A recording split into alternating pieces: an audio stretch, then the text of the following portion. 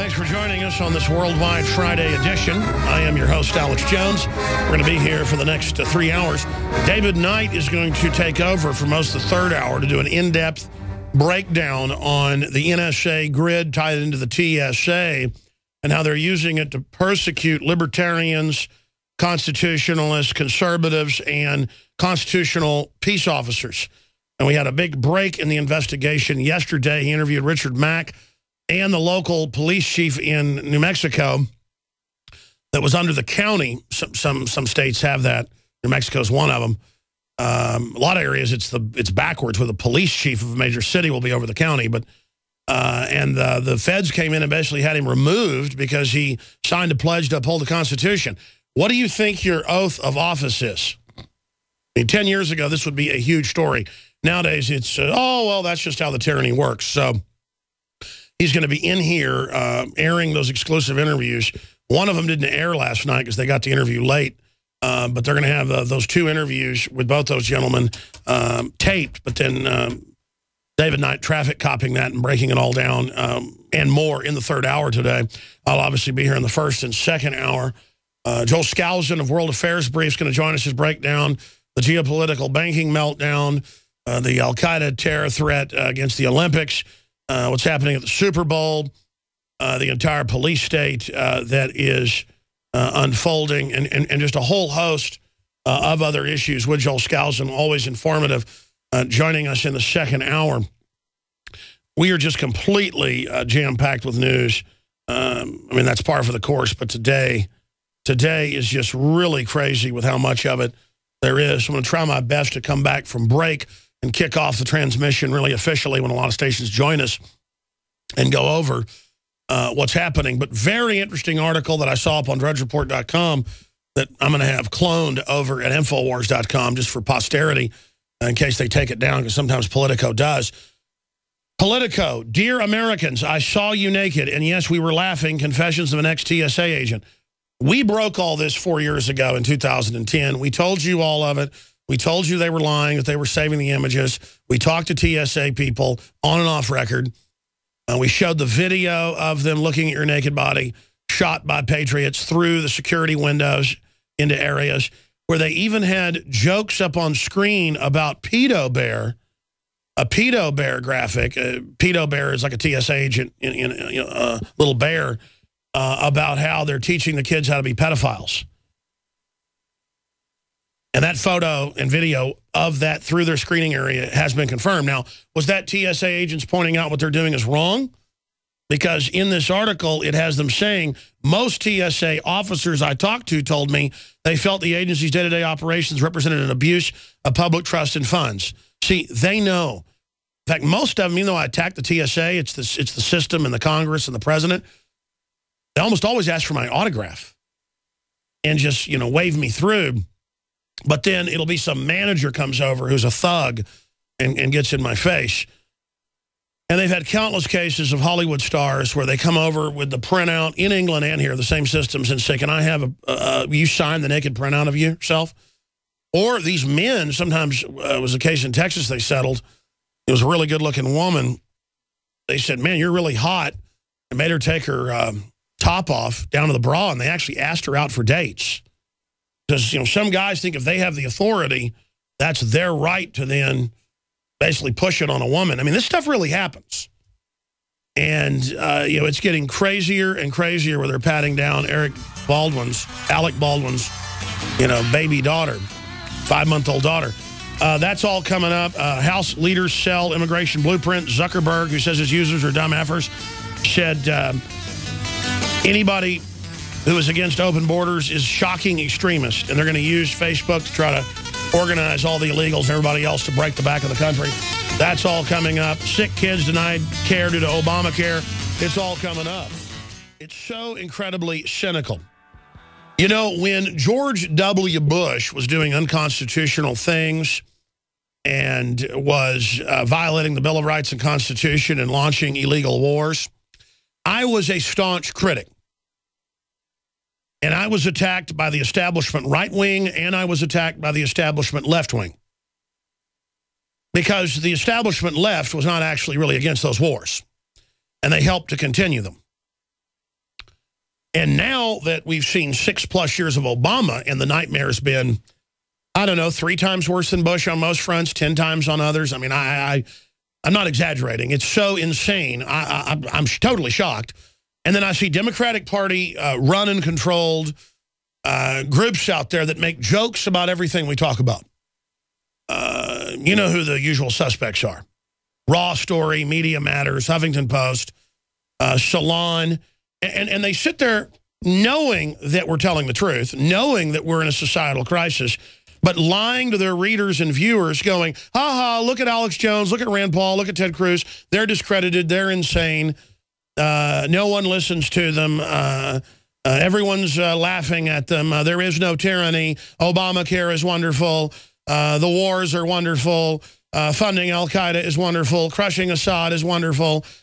And I sit there and I look at it and I know that they know that's all a lie. And they're just trying to create a con artist facade that everything's okay. Well, not everything's not okay for you guys. All of your readership and trust levels are plunging. Look at MSNBC, CNN, literally imploded. Libertarianism worldwide is taking over. The fact that the state is nothing but a corrupt tool of corrupt institutions, both private and corporate and public, is a fact. The truth is we're rising, you're falling. And NBC, MSNBC are sinking to the bottom of who the public trusts. That's the facts. I'm not in a war with you people. You are very sad Benedict Arnolds. You are very sad trendies that try to come up with the best lies and disinformation so that George Soros and people will throw you a bone. I mean, you could put a gun to my head and say, lie for the establishment, and I would say, go to hell. And it's because I'm free, and I'm honorable, and I'm real. And it just freaks me out that out of all the news I'm going to cover here in a moment, it's incredible. I read what was in the multi-thousand-page Obamacare legislation because senators and others put out cheat sheets of what subsections to go to, and I read hundreds of pages every week or so when different versions came out of the 3,000 pages. I scanned over the 13,000 pages, first 10,000 and 3,000 more of addendums and changes. And basically, it was a blank check to do whatever they want. Share all your data, NSA the medical records, federalize it, give it to all these corporate interests, kick people off their existing plans, kick people off that had pre-existing conditions, not cover children, lower the quality of care, double, triple, quadruple prices, shut down small health care divisions and providers, small insurance companies and HMOs, small clinic chains that help the poor. I come from a family of physicians and healthcare management. I mean, I know about this stuff. And I had doctors on. I had researchers on. The insurance companies bragged that they wrote it. They lobbied to get it passed. The Republican leadership helped write it. And I said, this is a bipartisan screw job, and it's really going to hurt people. And they said, you're a liar. There's no death panels. You're a liar. It'll cut it in half. You're a liar. You can keep your doctor. And I just sit there, and they're still defending it, saying we're discredited and Ted Cruz is discredited. And they're literally just catering to the most mindless trendies out there. And that hurts me, that my fellow countrymen could be such evil mercenaries. I don't even hate these people. I'm very, very sad for them because their future is going to be sold out as well. I want prosperity. And I know about British healthcare. I know about UK healthcare. I know about European healthcare. I have crew members that live in Europe and in England. I know when you go in with a cold or the flu, they just give you a pack of aspirin and wipes like they do in the military. I know how government treats foster children and military and anybody under their control like absolute trash while telling them how much they love them. How they treat police and others that are in the deadly dust of 9/11. How they treat sailors that are in the radiation off Fukushima, won't even give them potassium iodate or potassium iodine at the time. But the officers were taking it on the Ronald Reagan. And I just see this anti-human, anti-liberty, anti-liberal movement. I mean, I'm a liberal. Thomas Jefferson style. Private property, local control, guns. Do what you want as long as you don't hurt somebody else. That's liberal. I'm liberal, folks. But that doesn't mean that I have to accept your lifestyle. You know, if you like guys and that's your issue, I'm not sitting here going after you, attacking you. Just don't try to push it on my children. That's what Vladimir Putin said. And they go, oh, my God, he's a Nazi. He's a blah, blah, blah. This is what we're talking about. We're being dominated. Our liberalness, America's true liberalism, has been taken by fascist control freaks, turned around to where the governor of New York says, if you are pro-life or own guns, you're not welcome in New York. What a fascist statement. Get out of the state. I thought you're for equality. I thought you're for live and let live. I thought you're for diversity. I thought you're for tolerance. No, it's the opposite. And until we realize that these are actual seditious, evil people taking over, we have no hope. I mean, they really are bad. They really do want to run our lives. They really are like that bad neighbor control freak. They really are that neighbor that calls the cops on you because your kids are screaming, shooting water guns at each other. Or because, what's the town passing an ordinance where you can't be over 50 decibels? I guess that's like regular talking level. And then you're arrested if you talk in a voice about this loud. What was the town? I forgot. I never covered that last week. I saw the article. This is the type of control freak society that we live under. And so before I hit all the news, and we joined Jakari Jackson from New York. He's across from New Jersey talking to the morons in Times Square about the Super Bowl 48. I'm going to have a special report tonight on the Nightly News about that. And I'm going to be live Sunday, 4 to 6 p.m., covering it all with the Sunday transmission. This is an article up on Infowars.com. Sick kids denied specialty care due to Obamacare in Washington. In Washington state, some sick kids have been denied specialty care due to Obamacare. As we told you, it restricts a whole bunch of procedures. A local news outlet reports. That's King, Washington. Administrators at Seattle's Children's today said that they predicted this would happen, and it's even worse than they expected, said the local news anchor. Parents being denied specialty treatment at the hospital by insurance providers on the Washington Health Benefit Exchange. Children's filed requests on behalf of 125 of their parents, and it just goes on. And this is stuff, they've got to have these procedures or they'll die. Folks, I watch C-SPAN, and they have Prime Minister's questions under Gordon Brown, and then before him, it was... have one of those moments. Who's the guy with the demon eyes? Yeah, Tony Blair. And they would get up there and say, you got to have the brain surgery in 1 month, but you make them wait 18, they're dying. Yes, it's unacceptable. We're sorry, but it continues. This is the plan. This is the plan. And it's like they're denying kids care. They're kicking people off the coverage. They're getting ready to euthanize old people. And then they have the cover of Newsweek saying, yeah, it's the case for killing Granny. And they just laugh at us and go, yes, we're liberal. Give us another Peace Prize. And it's all done so these big mega banks can reap trillions in profits that own the insurance companies. And then all these so-called liberal groups that say they have the moral high ground. It's all this game where they tell you they have the moral high ground, and then you respond to them and go, I promise I'm not racist because I don't want Obamacare. It's a really bad bill. And they go, sure, racist. I mean, these are really evil people. And you have to come to grips with that. And they're not going to address little kids not getting health care now. And then it's getting rid of the free health care that was always there for the poor. Charity care is being gotten rid of under this. This is the dream of big insurance companies. Now, let's go to this clip of another great accomplishment of the fascist, criminal, kleptocratic cult that is the Democratic Party with the Republican leadership that is basically the same group. Here it is. Yeah, so what's happening is the doctors and the hospitals are still doing the treatments under the Hippocratic Oath, which they officially got rid of 25 years ago worldwide. But it's going to bankrupt healthcare. And that's the plan, as the architect of it, Ezekiel Emanuel, said on Fox. Well, of course we're going to bankrupt it. But it's going to be socialist, fascist, but the profit's going to go to banks. So you're going to pay a lot more for nothing. And you people don't care. You Democrats don't care. As long as you feel like you're on a winning team, you're on like a bandwagon like idiot sports fans. You're the same type of people. So good job. Good job. And you learn what this cover that I came up with, Molly Rogers actually created it, great graphics person. You learn what it means inside. It means we're all angels and devils inside. We can be an angel, we can be a devil. Same thing with the police. They are a reflection of society and of the governing class.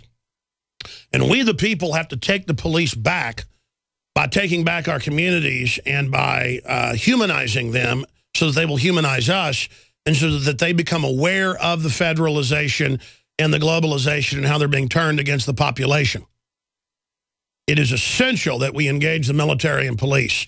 Now, the military is almost completely awake. The police, on average, are more awake than even the general public. So the police are one of our greatest hopes and also one of our greatest dangers. That's always the way it is in history. Whatever is the hope is also the danger. And so it is essential that we understand that the move to demonize police that become constitutionalists or oath keepers is because the system is desperate. But they've already backed off, claiming they were going to fire that police chief, to now they're going to reprimand him, to now they're investigating because of the huge backlash that he signed an oath to uphold the Constitution at a meeting with Richard Mack, a famous sheriff who's won at the Supreme Court and defeated the Brady bill.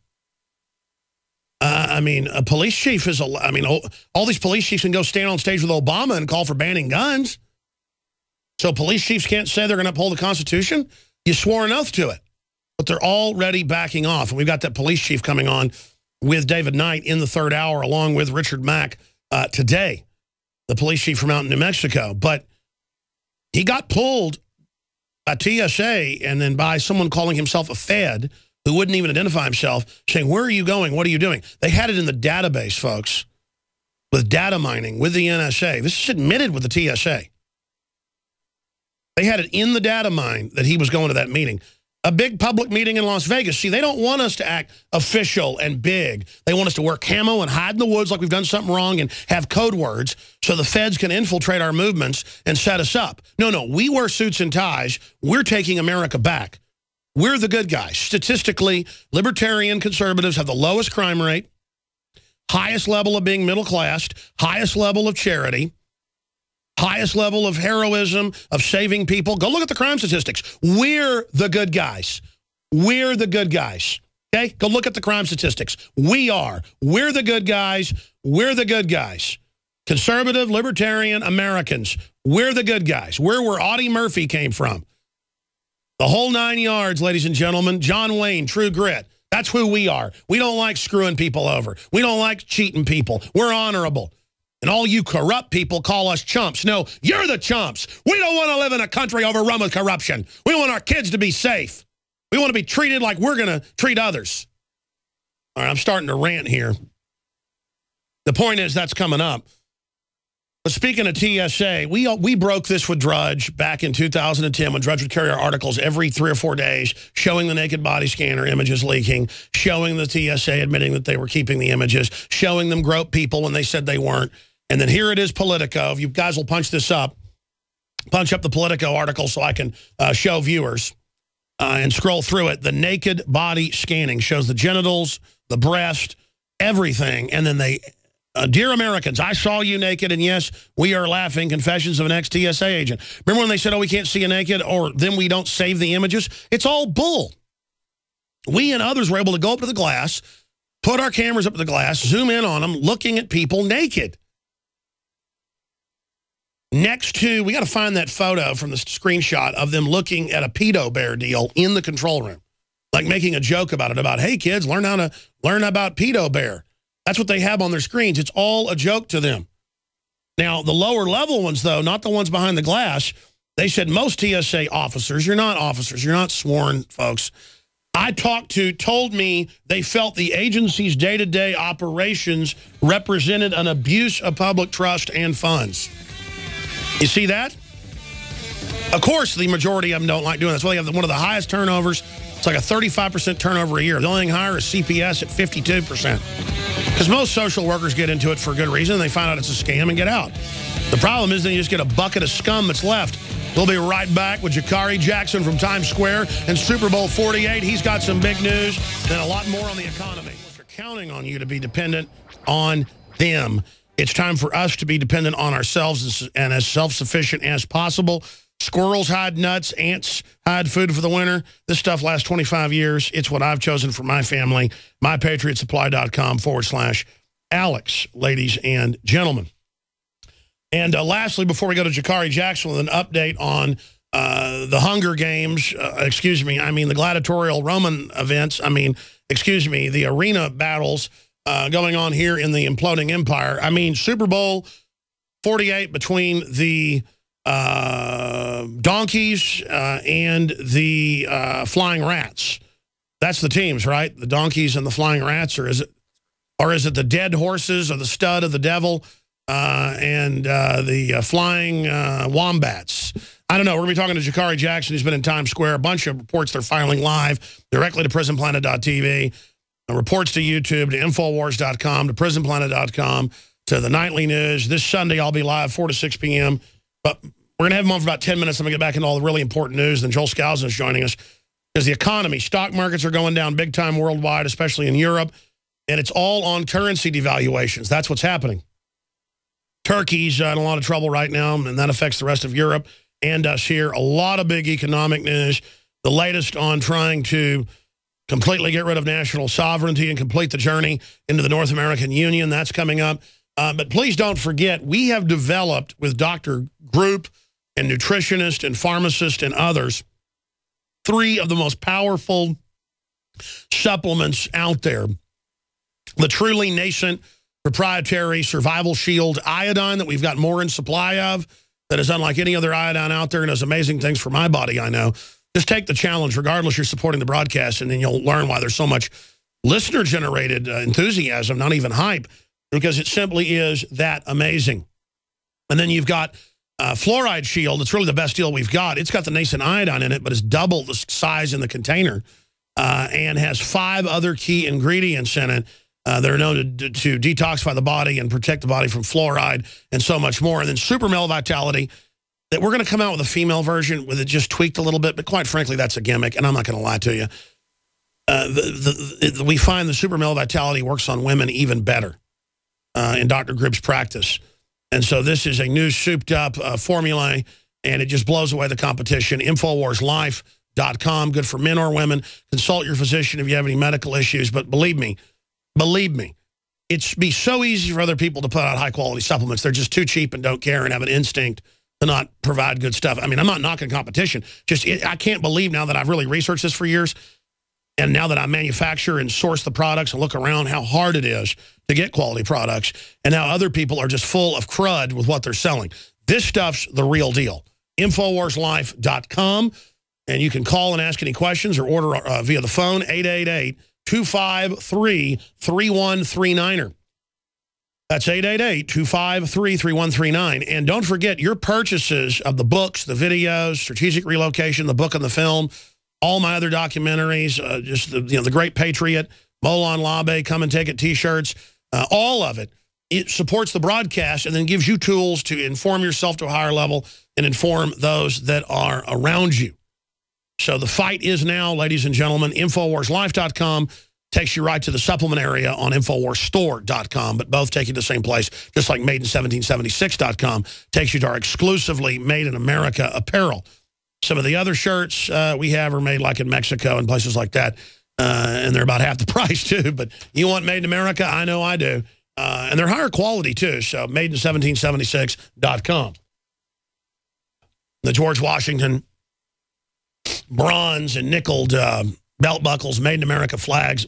Everybody compliments the shirt I wear all the time when I'm out and about, and that's the golf shirt that's made in America. The golf shirt that's made in America that's black and says Made in 1776, the logo. In fact, if you go back to the page, you can click it, and it's right there. That golf shirt, when I wear it, gets compliments walking down the street. It is the best looking. I looked at over 100 golf shirts we had shipped in here in Made in America companies. And I like this the best, and everybody else likes it the best. And that's our first golf shirt right there. That'd be like $80 in most stores. You know why? Because the shirt cost me like $20. So it's $49.95. And you end up really supporting the broadcast with that super high-quality golf shirt. Okay, so there you go, ladies and gentlemen. That supports the transmission. So we can send Jakari Jackson to the West Coast to get the radiation readings 10 times normal and confirm that others got them at 14 times normal and radioactive fish. So we can send Jakari Jackson to the Super Bowl with Josh Owens. So we can send Josh Owens and Anthony Gucciardi and Weldon Henson to the NSA to draw attention to that and make national news. that they don't like us outside their building pointing cameras at them while they illegally surveil us. I will hire even more great reporters, and I will have reporters somewhere everywhere.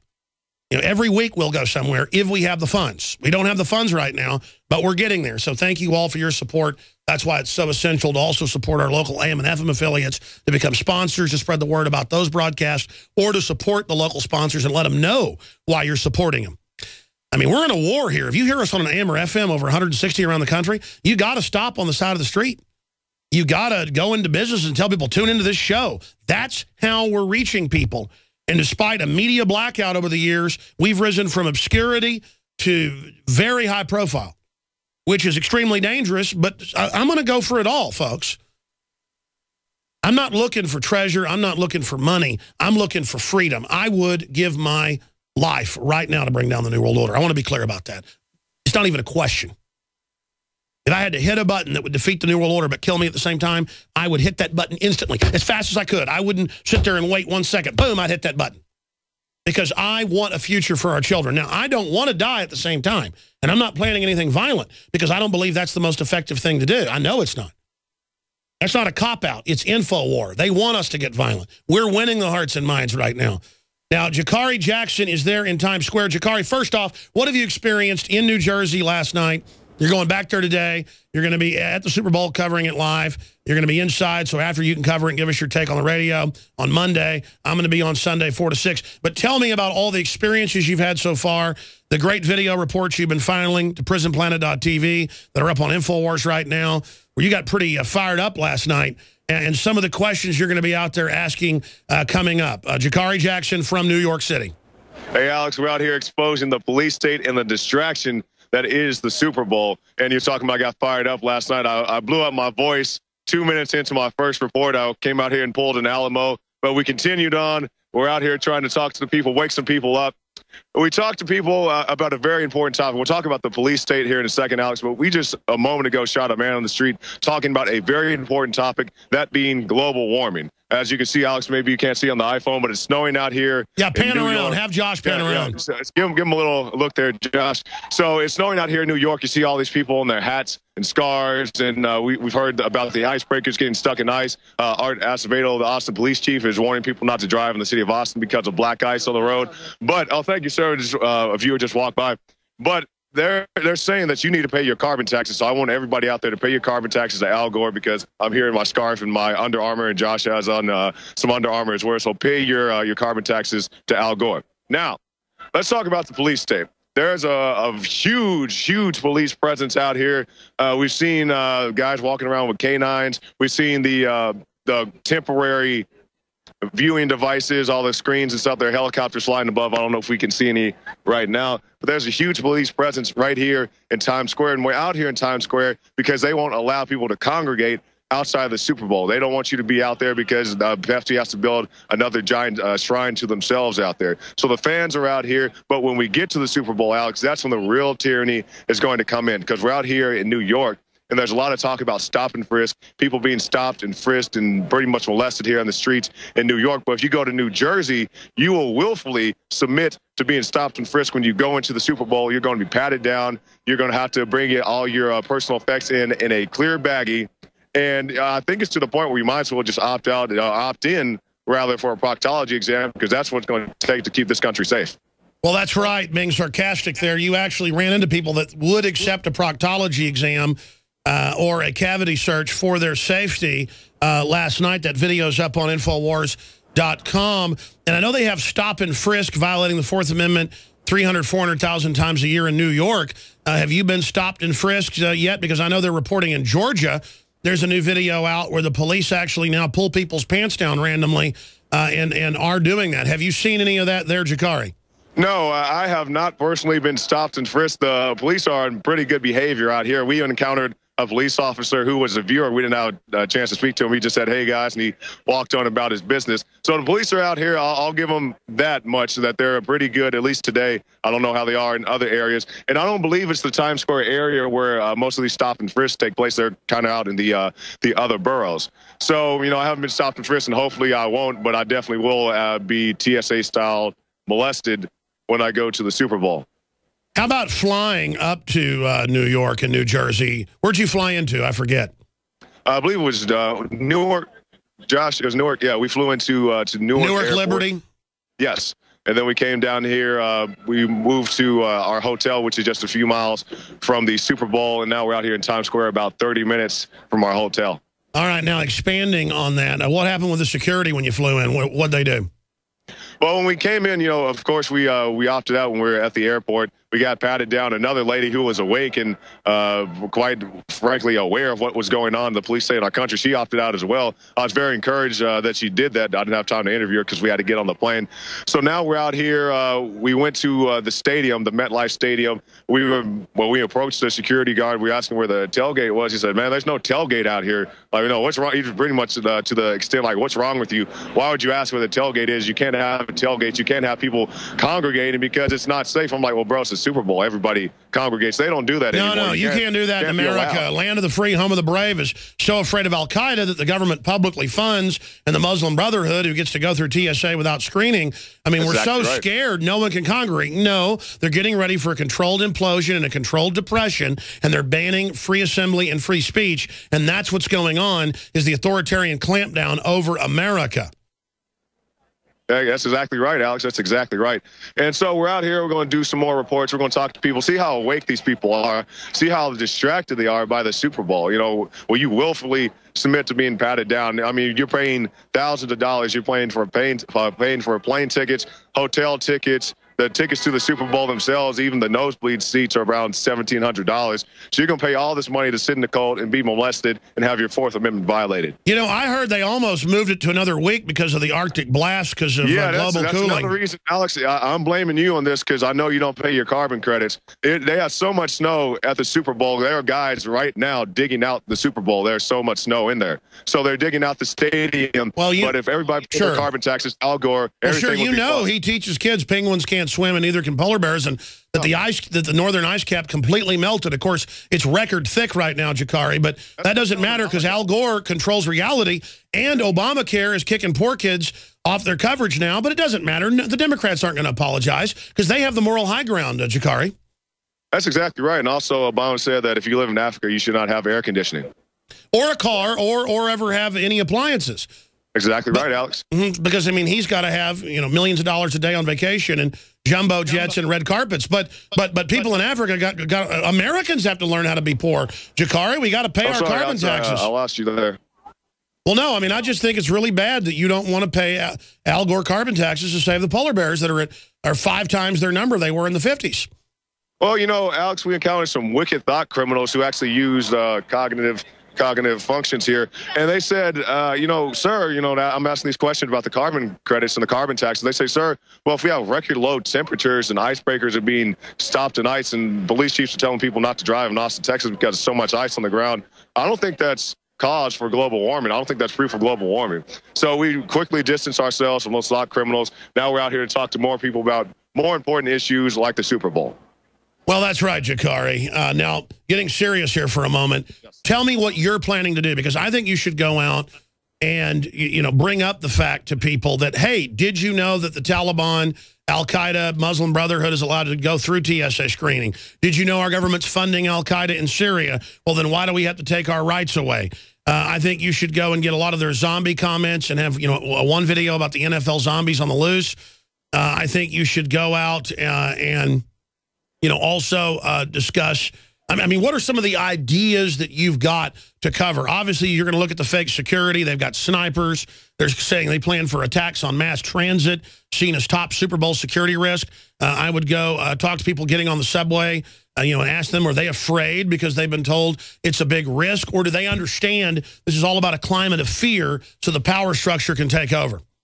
Yeah, we'll try to get those done. But we'll talk about, be serious here for a moment. We're talking to people about a very serious issue that's being human trafficking and the prostitution that surrounds the Super Bowl. We were watching TV last night, the local news, and it wasn't too far from here. They busted a prostitution ring. So we'll go out to that location, film there, and ask people, or at least do a good report Well, that must have been one. That must have been one that wasn't paying its cut. You know, my big issue is just the underage prostitution that's really bad. But Acorn didn't get in trouble for trying to run deals doing that. Remember? That's exactly right. James O'Keefe of Project Veritas went and talked to Project Acorn. And he said, "Yeah, I'm bringing child prostitutes." I believe he said he's even bringing them from out the country. And the ladies responded, "That's fine. Just make sure they go to school." And it's that kind of mentality, Alex. It's so. Well, you know, it sucks for them. That's just the way it is. That's the but they have the moral high ground. That's why they're allowed to do that, because they're liberal. Now expanding on this, Jakar, because I'm wargaming here, the questions, I would go out there and ask people, who do you think's going to, you know, I know who's going to win the Super Bowl. And they'll come over and debate, and I'll say, no, I'll tell you. It's this is what I want you to do, man, on the street. It's the tax-exempt, multi-billion-dollar stadium, some of them $1.5 billion like Jerry Jones's, paid for by a guy worth billions and billions of dollars, and they're tax exempt, but they'll take old ladies' houses if they don't pay their property taxes, or if you don't pay your Obamacare tax. I want you to get in these people's faces and say, shame on you, after they say they don't care and they only care about the NFL. I want you to bring that up and say, hey, I know who's going to win the Super Bowl. Do you want to know? It's fixed. And they'll go, it's not fixed.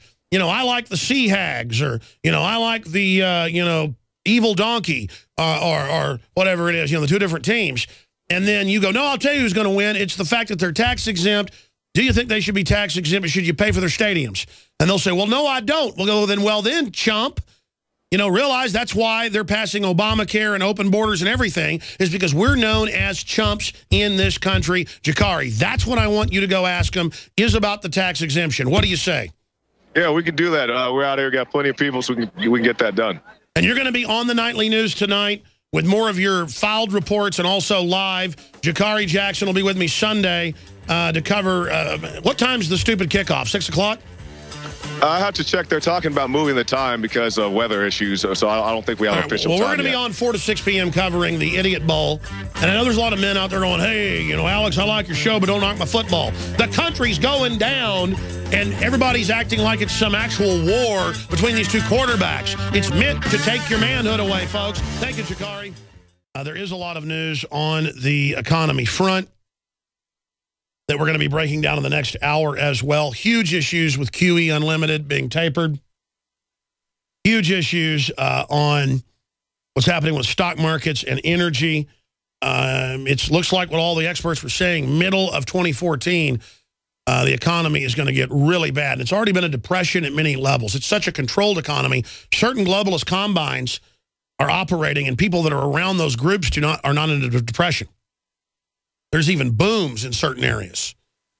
But in the general economies, worldwide, it is not denied that we're seeing a very serious depressionary situation unfold. And it's because special interests are picking winners and losers and shutting down competition. And in many cases now, globalists choose to not even supply a service or a commodity, because they've already knocked out their competition through government regulation and combine operations. And so they choose politically, as a tool of control, as they've done in the third world, to not allow development or to remove development. And this is the essence of the modern 21st century warfare model that is Cloward and Piven via UNESCO implementation of Agenda 21. And it is the understanding of this and of how the world really works, that once you shift people out of not seeing how things work into the globalist paradigm where they're running things and they're bragging they're running things, people go, you mean I never knew this? And trust in the system is plunging. Trust in the so-called left is gone. The problem is the Republican leadership has circled the wagons with the Democrats to go after a libertarian takeover worldwide of any political party we can to try to put the brakes on bankrupting humanity. We are being conquered via economic takeover. We are being signed on to 1,500 trillion plus 1.5 quadrillion of globalist derivatives debts. That's USA Today. And 90+%, on average about 91%, 93% depending on the country, of those debts are not actually owed by the country, the corporations, the people. It is literal, toxic, Bernie Madoff. It's not even Bernie Madoff hot air. There's something in hot air. There is nothing there but fraud. And our ignorance fills the sails You know what? There is something there. Our ignorance is what animates this. People's absolute lack of understanding about basic economics is the only way. Notice there's these articles out today. 84% of doctors in new major poll, the Herald Tribune, don't know how Obamacare works and say they think it's broken. They don't it's just like the website's broken. Oh, sorry, it would work, but the website doesn't work, and then it never works. And then a bunch of idiots think they sign up, and it turns out none of them signed up. We're talking a few percentage points. And then when they do, it's a bad deal, but they go, well, I got it. So it's like, I got it. I got this brass ring. It's how they build up things. Like you wait in line for 10 hours for a cup of soup, and then it tastes like chalk, but you eat it because you stood in line. It's pure psychological warfare. And people are absolutely getting screwed 7 ways to Sunday by this right now. And I'm just sick of it. I mean, they're kicking sick kids off their health care plans and not letting hospitals give them treatments now all over the country. And there's no apologies from the so-called left because they're not the left. They are craven, disgusting, social engineer criminals. Understand that? All right, Joel Skousen, Marine Corps fighter pilot, aviator from the Vietnam era, best-selling author, researcher. His uncle, of course, Cleon Skousen, wrote The Naked Communist, really one of the seminal works exposing how the ultra-rich use communism and socialism as a political tool of slavery. And, of course, he's the editor-in-chief of World Affairs Brief. You know, 4 or 5 days ago, I said, I want to get him on. And it was about Russia, and it was about the economy, and it was about China threatening to nuke the U.S., and the sellout of our technology. And I can't even remember why I wanted to get him on now. I mean, there was one particular reason. It'll pop in my head in a moment. But the point is, he can speak to all the stuff that's going on in the world. And then I can go over the news with him about what's happening in the world, how the entire neocon slash liberal combine wants open borders, what the plan is with that, and where he thinks we are societally. Again, we have him via Skype, and we'll also be going back and forth with phone when his Skype drops. Joel Skousen, thank you for coming on with us. Oh, his Skype dropped as well. I tell you, Joel's just awesome, but sometimes he's got technical issues. But, hey, it's the wonder of technology that we can even talk to somebody at a distance. So that's always good. I'm sure we want to get the message across to him to be on phone and Skype at the same time. That's the key. But I'll talk to him during the break. But we'll be discussing that with Joel Skousen. By the way, I should mention this to everybody. The subscription side of InfoWars Magazine has been very, very successful. But it's really a tool just to get bulk magazines out. And that was so much more successful.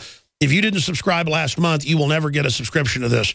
We're not going to get rid of it in 12 months. We're going to continue with the bulk making of it. I love the magazine. It's very successful. But you know, having 12 shipping at 12 times, that was like more than half the cost paying for the shipping each time because you can't get media mail in a newspaper or a magazine. And so, you know, even at $39.95, 12 issues delivered, it's just so much more inexpensive to sell these in bulk. I mean, we can ship you 10 of these at cost for a little bit more than it would be to have the subscription each month. So that's what we're doing. Get it. It's a big, glossy, colored magazine.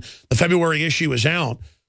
And then you've got a big, double-cover, glossy magazine full of the most important articles of the month and original articles. This one deals with the heart and soul of the police and the battle by the globalists to turn them into third world enforcer thugs, and our battle to try to wake them up, how the police can be devils or angels. And how the globalists are trying to turn them to the dark side, how we need to fight to take back control of our police from the feds themselves that have been captured by the globalists. And there's a bunch of other key articles and letters to the editors and so much more in the magazine. But this is, again, a very important issue dealing with the police throughout it that I'm really, really, really proud of.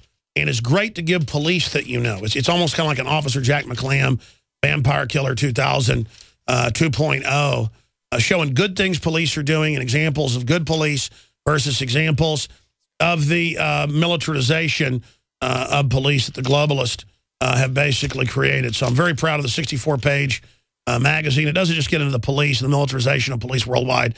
It gets into DHS, gave Muslim Brotherhood VIP treatment, no TSA pat-downs. It's got, my favorite, the giant double America spread with Leanne McAdoo holding twin 50 calibers. Pretty strong girl be able to do that with just pure Americana in the background. Absolutely sure to, it's America, not America, America. Got the bald eagle landing there. This is just pure Americana. If you show a trendy this, or a socialist this, or a so-called feminist this, we're torturing feminists, fake feminists since 1995. This will send them into convulsions of anger. And there's just so much more. The radiation report, it's all in here, InfoWarsStore.com. I wanted to get Joel Skousen on last week because I was rereading over The Naked Communist on Wikipedia that has the goals of communism. And when a lot of the Soviet archives got declassified in the 90s, indeed, these were official communist goals that Cleon Skousen, his uncle, was able to get. So I wanted to get him on about this because when you see the Grammys with multiple satanic rituals going on, and I know some of the people involved, they're very serious. Lady Gaga, all of them actually believe they're being attacked by demons.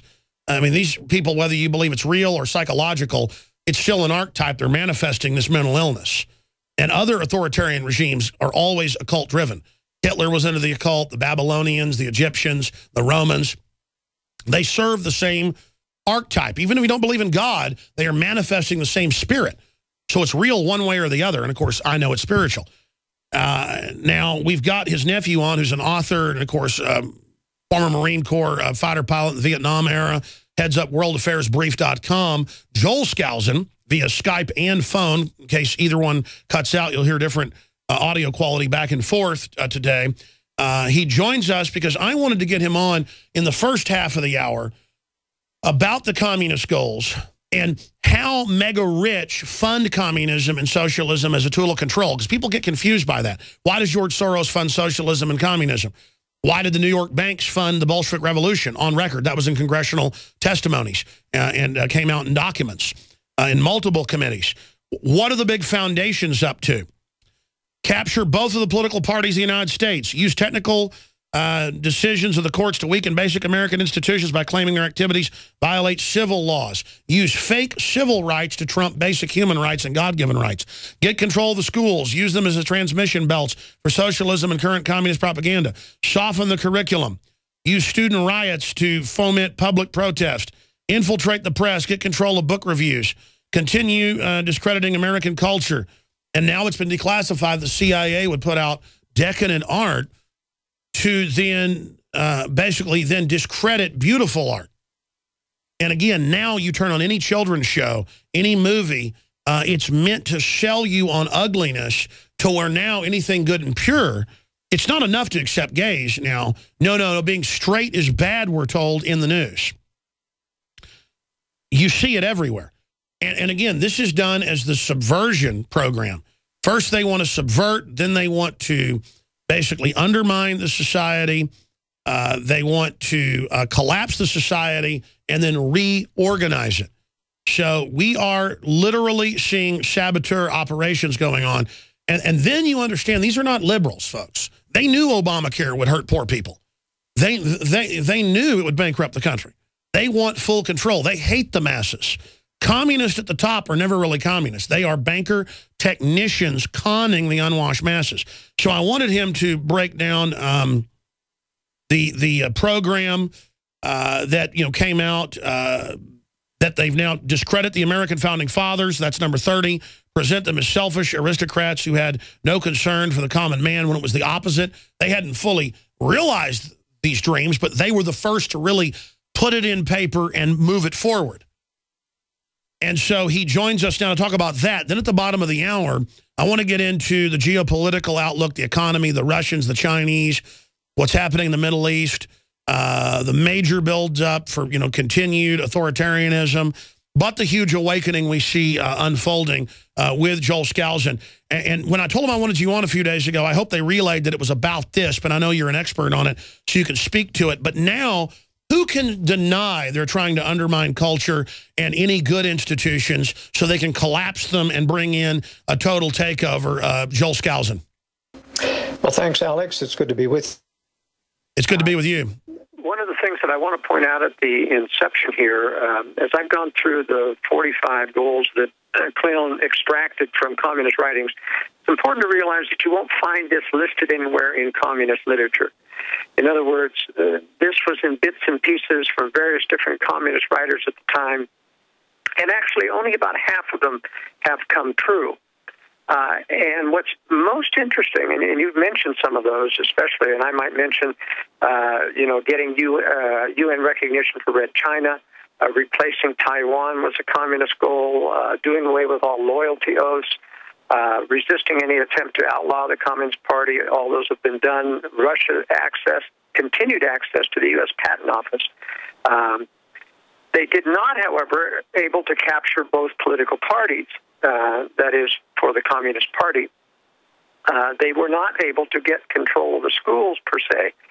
But the schools have been under the control of what we would call globalists. And this is the most interesting thing about what's happened, is that when I look at the list of what they were able to accomplish out of these 45 goals, the half that approximately that were able to be achieved were not achieved by communists, but they were achieved by non-communist globalists and socialists and leftists and liberals in the United States who all share the same, philosophy. That's the key, is that the Carnegie Endowment and the Ford Endowment, as you know, had helped fund the Bolshevik Revolution and all the rest of it. So it wasn't that they were imitating the communists.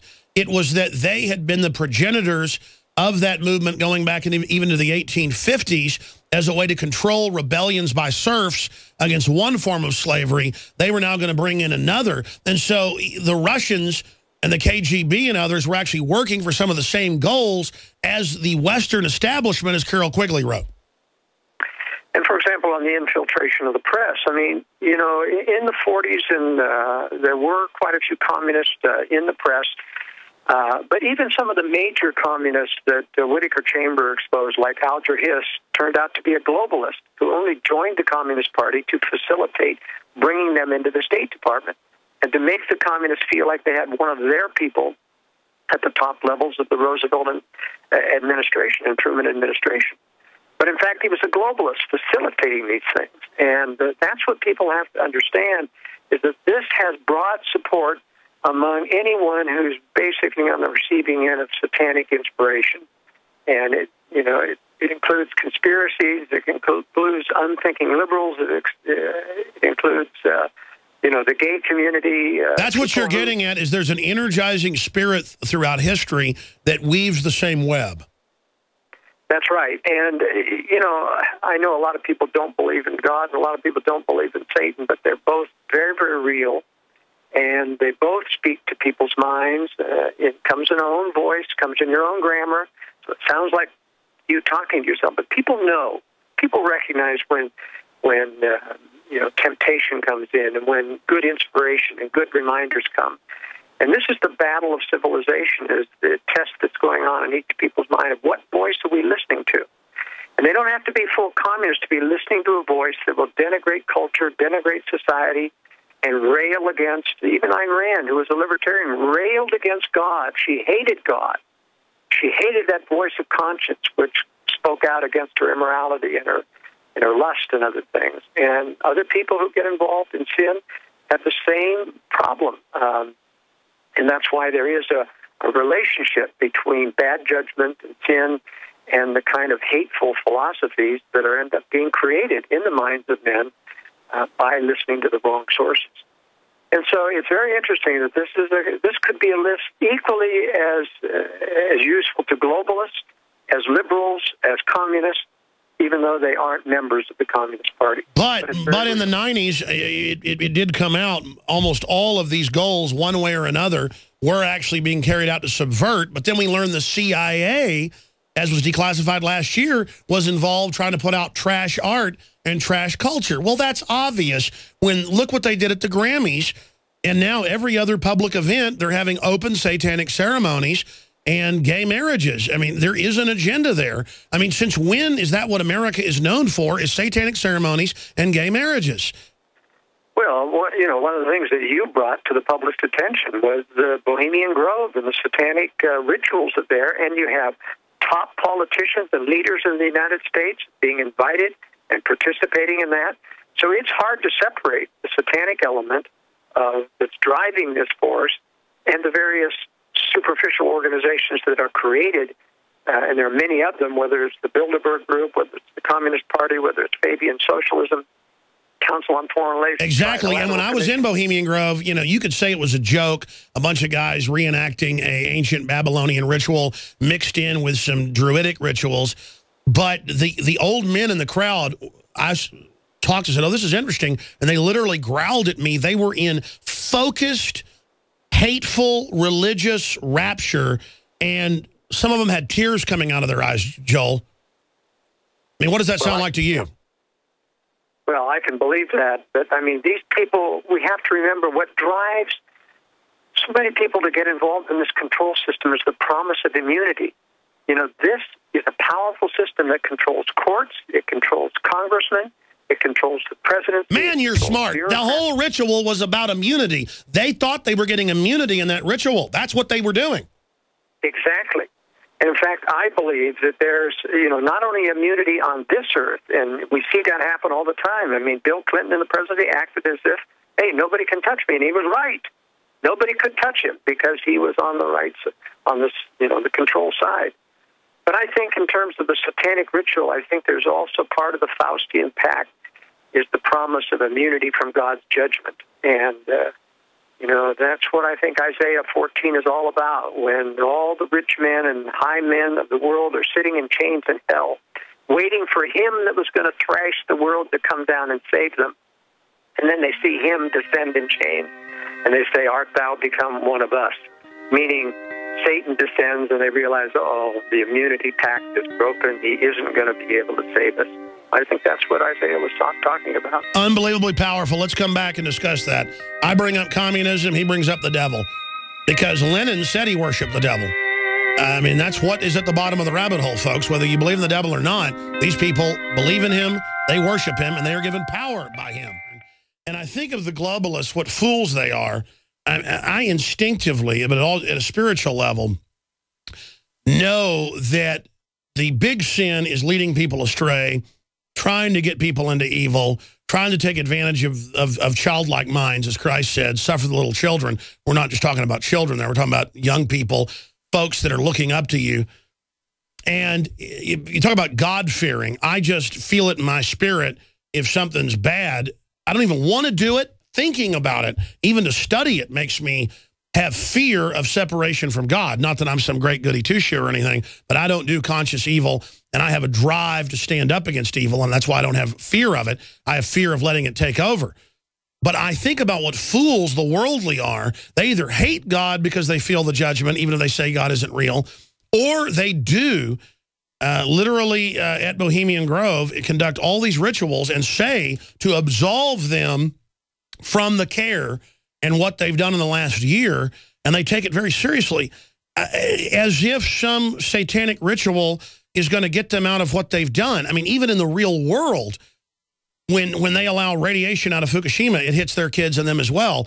I mean, they may get a few get-out-of-jail-free cards, but this is the height of delusion. But you're right, it's the heart of the world is about escaping judgment, but that just seems so mindless. I mean, a 5-year-old should know you can't escape judgment forever.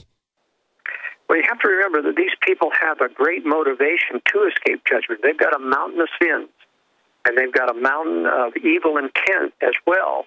And what keeps them going is the fact that someone is promising immunity, and they really do act as if. I mean, let me point out from another point of view. I often get this question. How is it that the globalists, the most wealthy men in the world with all the ownership of factories and major inroads into big corporations, why would they bring upon the nation and induce a Russian and Chinese nuclear attack, knowing that it's going to destroy their infrastructure? And the answer is that no man, no evil person would simply conjure up that kind of scenario, that kind of a plan on his own. The only way a human being looking out for his best interest would do that if someone more powerful than him had said, you do what I say and I grant you immunity, you will come out unscathed. Now, he won't be able to fulfill those promises. But that's the only thing that gets smart, evil people to go along with an agenda that does threaten their existence. They've been promised immunity. They've been promised that they'll escape. Now, that's one of the reasons why people in our government, even retired CIA, DEA, FBI, they build major bunker safe room systems in homes in Colorado, Utah, and other safe places. I mean, these people are not dumb. They know what's coming, and they are preparing to defend themselves. And the government, of course, in its continuity government program, has huge new underground bunkers, a major system in the West Utah desert to replace Cheyenne Mountain, which they know is a known target. They're doing a lot of secret bunker systems because they know the Soviets and the Chinese know where the original ones were, and they want protection. But as I say, ultimately, Christ is going to have the last say. His second coming, I believe, comes because Satan has near total control over the entire world, except for a remnant of good people which won't be allowed to be destroyed. I mean, we've got a real battle royal on our hands, Alex, and you're doing a great job in terms of alerting people to what's coming. But the big thing is people need to know it's not necessarily economic collapse that's the major problem. It is this war with Russia and China, and they are both building for it. And we are disarming, proposing in the next few months another disarmament treaty with Russia, even though they have been violating every single one. And can you imagine the irony of that is that we have three nuclear powers, major nuclear powers, and we're negotiating with one, disarming as if the third, China, doesn't make any difference. I mean, talk about a fool's paradise. You know that's not sane disarmament when you aren't even suggesting a disarmament treaty with the third, which is going to slowly outstrip even Russia in terms of ability for a nuclear throw weight. Stay there. I want to cover the waterfront with what's happening on the planet right now with the economy, Obama, the attempt by the neocons to completely destroy the Republican Party so there's no opposition, the open borders, and a lot of other breaking news with Joel Skousen. I'm Alex Jones with Infowars.com and PrisonPlanet.com. His site's WorldAffairsBrief.com. We'll be right back on the other side. Tell your friends and family to tune in. Obviously, we know that's part of a longer precedent to concentrate power. But Obamacare was designed, as we know, to implode health care, but it's extremely unpopular. But they don't seem to care. They just go forward with every program, even if it's unpopular, like they're trying to catch up. What's going on domestically with the economy? How are things going for the globalist Joel Skousen? Then I'm going to ask you, what do you think is most important that's going on right now? Well, first of all, the State of the Union addressed by Obama was very telling. The biggest thing that he announced really was a minimum wage increase to $10.10. And everything else was downplayed. Now, this is very telling, Alex, because it means instead of broadcasting what his agenda is going to be in the next year, he was downplaying it. Oh, he mentioned amnesty and that we need to pass it. He mentioned disarmament. He mentioned some of these other things. But were he to come out and make a major presentation, we're going to have this, I'm presenting this amnesty bill, and I'm presenting this major, there is a crescendo, a wave of opposition to Obama, and I feel that the downplaying of these issues in the State of the Union was specifically meant not to raise up the opposition, not to get everything stirred up. They want to slip these in either through executive orders or through they're compromised Republicans like John Boehner, getting him to go. He's preparing to go along with the amnesty. So that's how I view the Obama administration. They're very much aware he's under fire. He's very unpopular. And that's why, as I mentioned in today's World Affairs Brief, he threw a bone to Marco Rubio, Senator Rubio. It's very rare that a Democratic president would say something positive about a Republican who's going to run against Hillary Clinton in the next election. But he did. And that can only mean, number one, that they're the typical corrupt politician, Chris Christie, that they wanted to throw at conservatives. He was just like Rudolph Giuliani in 2008, wasn't going to fly with conservatives. Neither is Chris Christie. And so he threw a bone, threw a major to Senator Rubio, and that means he's the backup man the establishment's going to promote probably for president. there's several others in the offing, but that was a telling incident, and it shows the establishment is probably going to allow the Republicans to have a controlled president. They get certain things done under a radical Democrat like Obama, and they get certain things done under a controlled Republican like George W. Bush, and they'll have, I guarantee you, a very controlled Republican in 2016 for us. Now, in terms of the economy is still struggling. A lot of figures are down. Only a few figures are up, and a lot of those are manipulated. But there is a comeback coming in the housing market, mostly because demand is so high. Rentals are hot. They're running out of rentals. All of the millions of people that are coming online, getting married, and joining the workforce have no place to live. They're pushing the rental market. There is going to be a continued rise in the housing market. It won't be a major bubble, in my opinion, but it looks like they're trying their best to inflate in a moderate way in order to keep this thing going. One of the things I want to say, though, about the economy is that, this recession that we're still in, they're calling it a recovery, but we're still in a recession. This really is what's real, Alex. This is where people ought to get used to the level of business. Walmart's got to get used to lower sales because that reflects what people, they're still selling enough to make a profit. Nobody's going bankrupt in this thing, but they are having to get used to lower sales. And so rather than call it a depression or a recovery, what it really is a stagnant economy that is sorting out over time. The longer you allow it to go over time without collapsing, the more it tends to sort it out. And I am of the strong belief that, in contrast to what Lindsey Williams keeps saying, that his insiders, I think, is bogus, that they are not trying to collapse the economy. If they wanted to collapse the economy, all they'd have to do is pull the money supply, and it would happen overnight. All the Ponzi schemes, the paper gold contracts, the naked shorts, the derivatives, all that would collapse within weeks, but they aren't pulling the plug on. Well, sure, what they're doing is they're pumping up their controlled economy while regulating out of existence all of their economy systems they don't control. They're consolidating things right now. Well, it is true that most of the new money that is created, first of all, goes through the speculative economy. It goes through the major banks that control the Federal Reserve, the J.P. Morgan Chases and the Goldman Sachs, gets into the stock market. And that's why the stock market is due for a major correction. I think it could come down in this year as much as 20%. But that won't collapse the economy. Economies really don't collapse unless war comes along. They do go down. There are depressions, but all of those things are caused by pulling the money supply, just like the depression in 1929 through 30. And they're not showing any signs right now pulling the money supply. They're showing all the signs of continuing to bail things out. Now, I'm not predicting that things are good.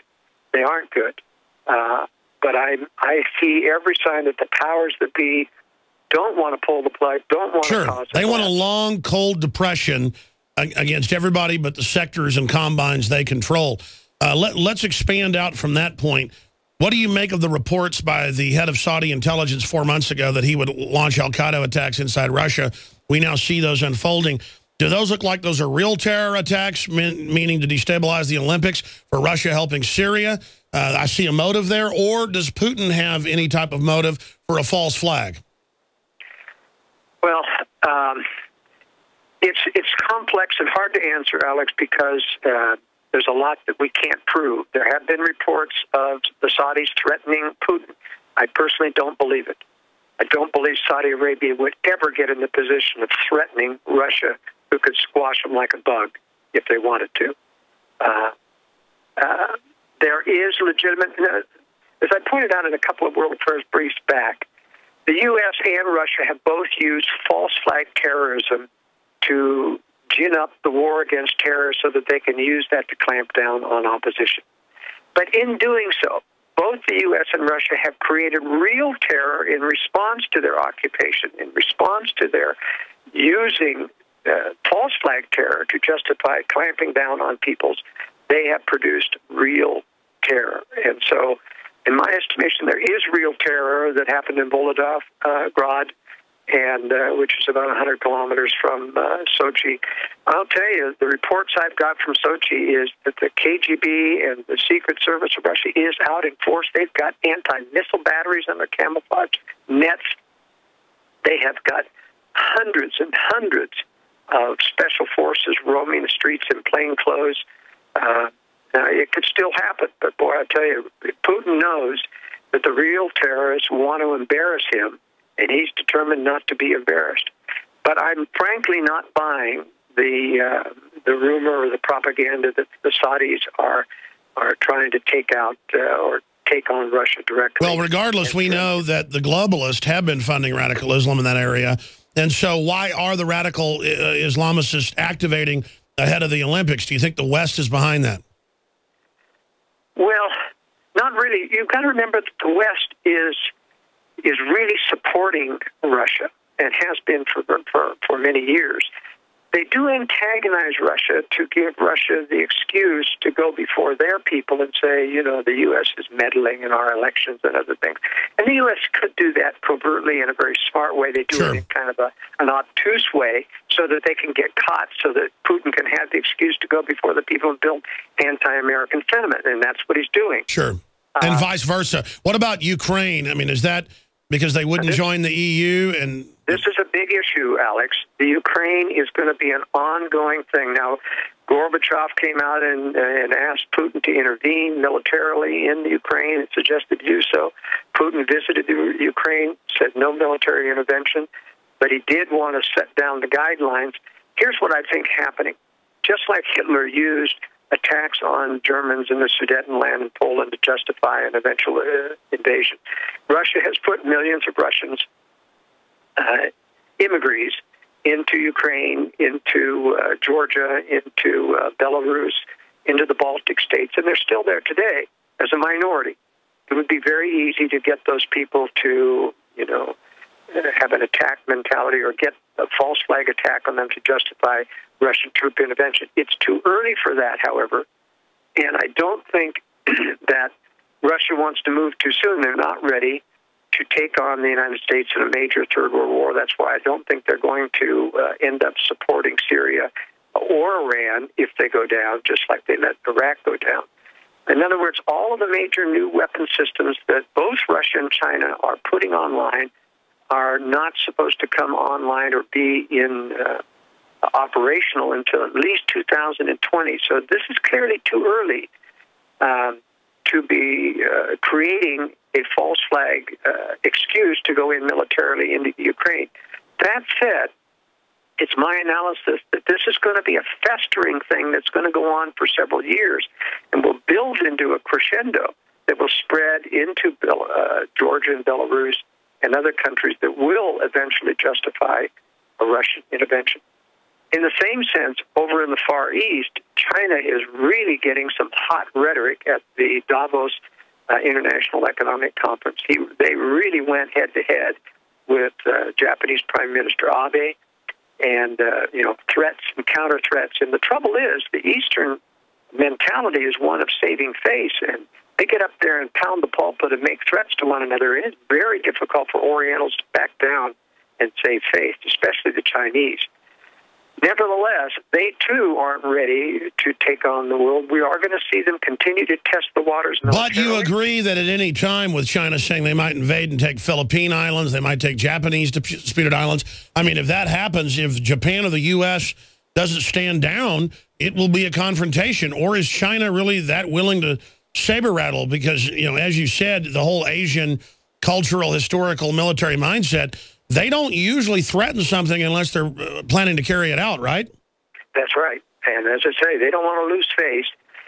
And I think they're going to test the waters by taking control militarily of some of these islands. And I think the U.S. is going to let them get away with it. And I think that's going to be a big sign to China, yep, we're on a roll. Just like we did with the Japanese in the 30s. Exactly. We let them get away. We let them invade China. We didn't stop them. And it only gave them more, enthusiasm for the fight. And so I think that's what you're going to see. I think you're going to see them take the Philippine Islands first, or they might take the ones down by Vietnam, which are disputed as well. they'll probably leave the Senkakus to last because Japan does have a fairly formidable defense force that could put up a fight. But I think you're going to see a little domino effect going on here, and you're going to see the U.S. show its conciliatory paper tiger nature. And we know what they're up to. The globalists like Admiral Locklear, in charge of CENTCOM Pact, is clearly out to pacify the Chinese. They know it. The Obama administration put him in that position to pacify. And it's going to create war someday. These people are playing soft in order to, invite this attack. I mean, China and Russia know that the West is a formidable enemy, and that's why they're aching for more disarmament, and they want more time. So we're going to see these things, play out over time, but I still think it's too early. Their weapon systems are not online. They are rushing things, though. You know, Alex, they talk about the 4 new aircraft carrier groups that they're trying to put it in, or they're actually in construction. The keels are being laid. They're not supposed to, according to a report 6 months ago, be ready and operational till 2022 to 24. And the latest report coming out, the Chinese said they want them operational by 2020. That indicates that they're accelerating their timeline, or attempting to. And as I pointed out in my World Affairs brief last week, the closer they get to operational readiness for war with the West, the easier it is for them to go early by taking advantage of an opportunity that may present itself. Sure. That could happen any time then. And expanding on this, you know, the Chinese are more than the Russians, from what I've seen, are sending up satellite killers. A lot of the satellites that are going down, it looks like there's some covert stuff going on. Undoubtedly, the West is probably sabotaging satellites and other space-based platforms. There's a whole bunch of stuff up there that's at least 30 years in advance of what we know. Bob Bowman and others confirmed that. So that's another issue. If this war kicks off, what will it look like if it starts in a regional deal, dominoes, gets out of control like World War I or other events? We're going to see some space war, aren't we? We are, but only after, I think, we absorb a nuclear first strike. Here's how I think it's going to come down, Alex. The trigger event has to be North Korea. North Korea is the most rogue element in the world, and yet it's being given a pass by the U.S. We don't do anything to stop its nuclear progress, unlike Iran. And Iran is being set up, by the way, for failure of this current agreement so that the U.S. can attack. That was put out in a Brookings Institution piece in 2009, where they said, you know what the U.S. needs to do is bend over backwards and give them a peace deal, have them violate it so that it appears as if we didn't want this war, but Iran really slapped us in the face over this. I think that's what Iran's being set up for. That will not turn into World War III, because Russia and China, it's too early. They aren't ready to go to Third World War over Iran. That will be done to consolidate Israel's hegemony over the Middle East, and the hatred of both the U.S. and Israel will increase dramatically, which feeds the excuse that Russia and China need eventually to take down the bully of the world. But the trigger event, I believe, will be North Korea. When you see a North Korean launch against the South, and they do some minor military attack every year, so you've got to be careful not to confuse those with a major artillery barrage on Seoul. If that ever starts, you know you're days away from nuclear war. People ought to get out of the cities that are major nuclear targets, like Seattle, Washington, D.C. When we come back, tell us how the war games, it's not just your analysis. This is what a lot of the big think tanks admit. That's why the main force is to Asia. How it will play out within 2 days, how big the nuclear attack will be. And, of course, the film Strategic Relocation that we produced together, I should add, is available exclusively at InfoWarsStore.com on DVD for your archives, or you can be seen at PrisonPlanet.tv. And then the big color book, coffee table book, there's no other research out there like it outside of government systems that nobody has access to. And Joel Skousen's World Affairs brief in his book, Strategic Relocation, available at InfoWarsStore.com. To target constitutional peace officers and things like that. I mean, we know how this takeover is going to look. And, the government could do a false flag to go after Liberty Movement at any time, or they could wait. The point is that we know this is being geared up. But we shouldn't even be afraid of it. We should be afraid of not speaking out against it and stopping it and exposing it. I get frustrated. People ask why I get mad at football. Well, they just obsess over the family of one quarterback and the other quarterback's family and what they eat for dinner and what they're into. And it's all the military mind of man being projected onto something that doesn't matter.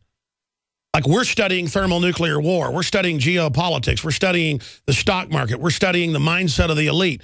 We're studying what's in the vaccines. We're studying... People think that's weird, like studying real things, even though in the real world you can make a lot of money just in business knowing this stuff. This is how the elite think, except it's from their perspective.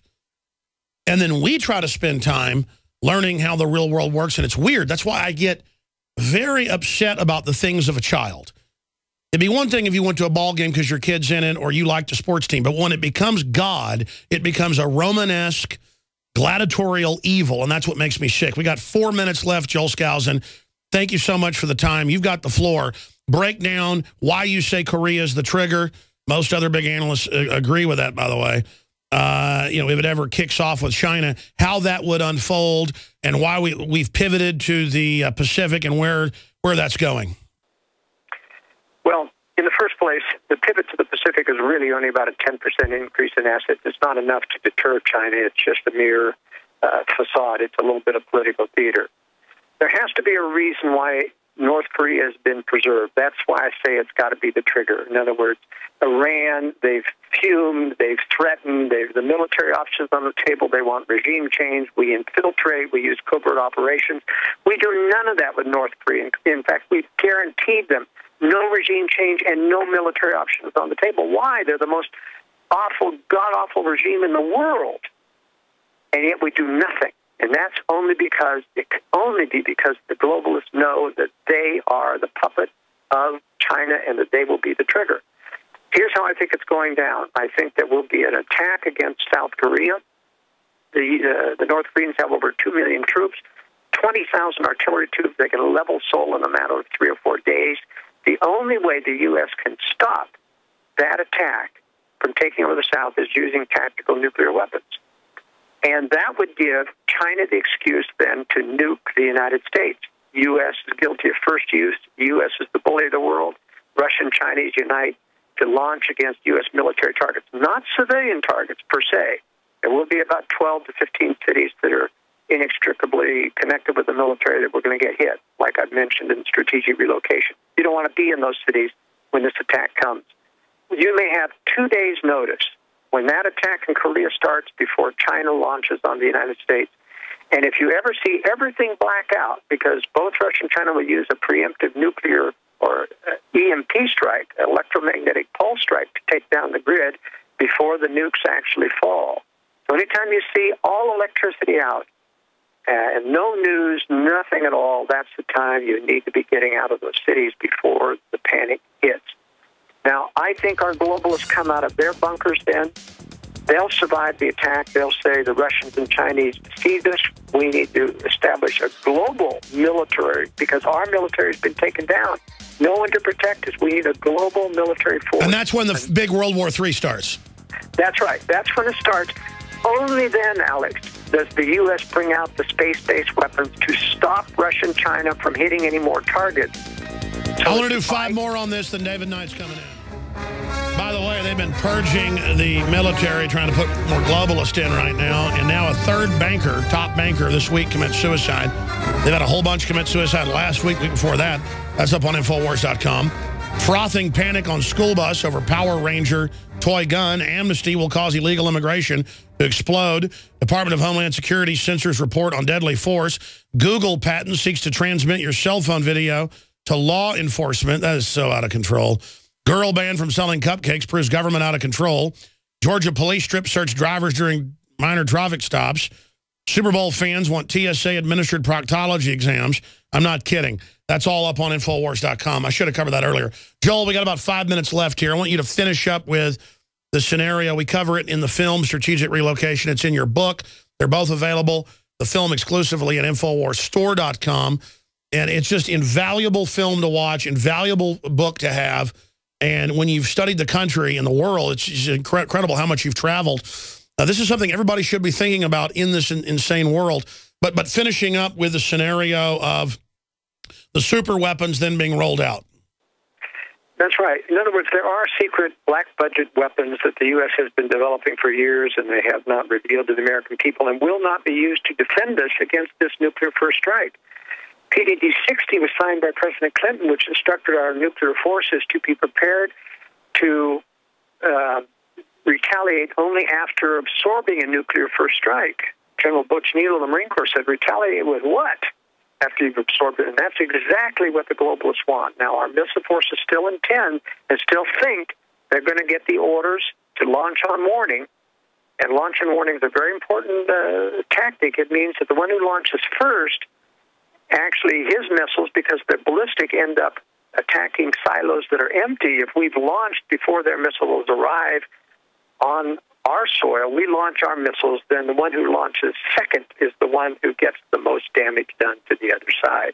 But if we absorb that nuclear first strike, all of our missiles in the silos will be hit. We won't have anything to retaliate with except half of our nuclear submarines, which are being downgraded from 20 missiles now to 14. They are dismantling, disarming, even as the Russians are building new submarines. You can see the total setup taking place on every front. And what do you make of 36 of the silo commanders fired, almost all the top brass over the missiles? I mean, I was told by a high-level source about missing nukes at Dias. That's a real story. I mean, what does all that mean? Well, the nuclear... This stuff has actually been going on for a long time, and the nuclear missile force has been in disarray, and there's been a lot of disgruntled officers that stand watch for days at a time. I mean, it's not a decent assignment anymore. So there has been cheating on their exams. There has been some drug use and other things.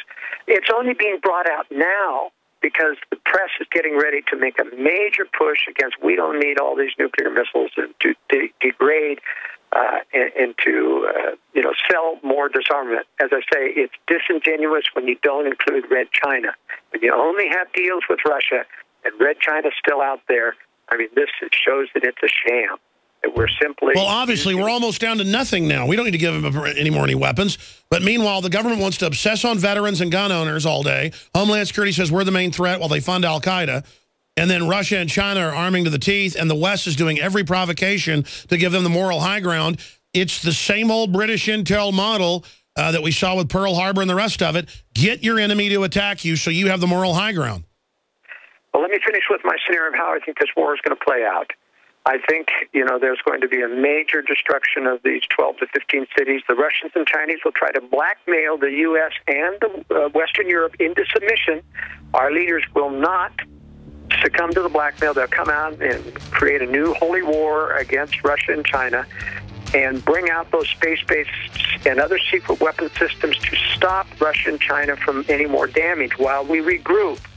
And it'll be based upon NATO, which probably won't be hit in the initial strike, and they'll go ahead and start to attack Russia primarily. We'll have to have you back about this. We're out of time. Great job. And if you didn't see that interview, we're going to have excerpts from that. We're going to have an update from him live at the bottom of the hour as to what his current status is. But what they did was they shut down an entire police force, small-town police force, but they shut down the entire force because of a TSA agent who had a vendetta with him. Now, this is something that is much wider than that. But what we're seeing here is the arbitrary exercise of power. This is something that we see happening with the president, with his executive orders, and it permeates the entire government. It's systemic.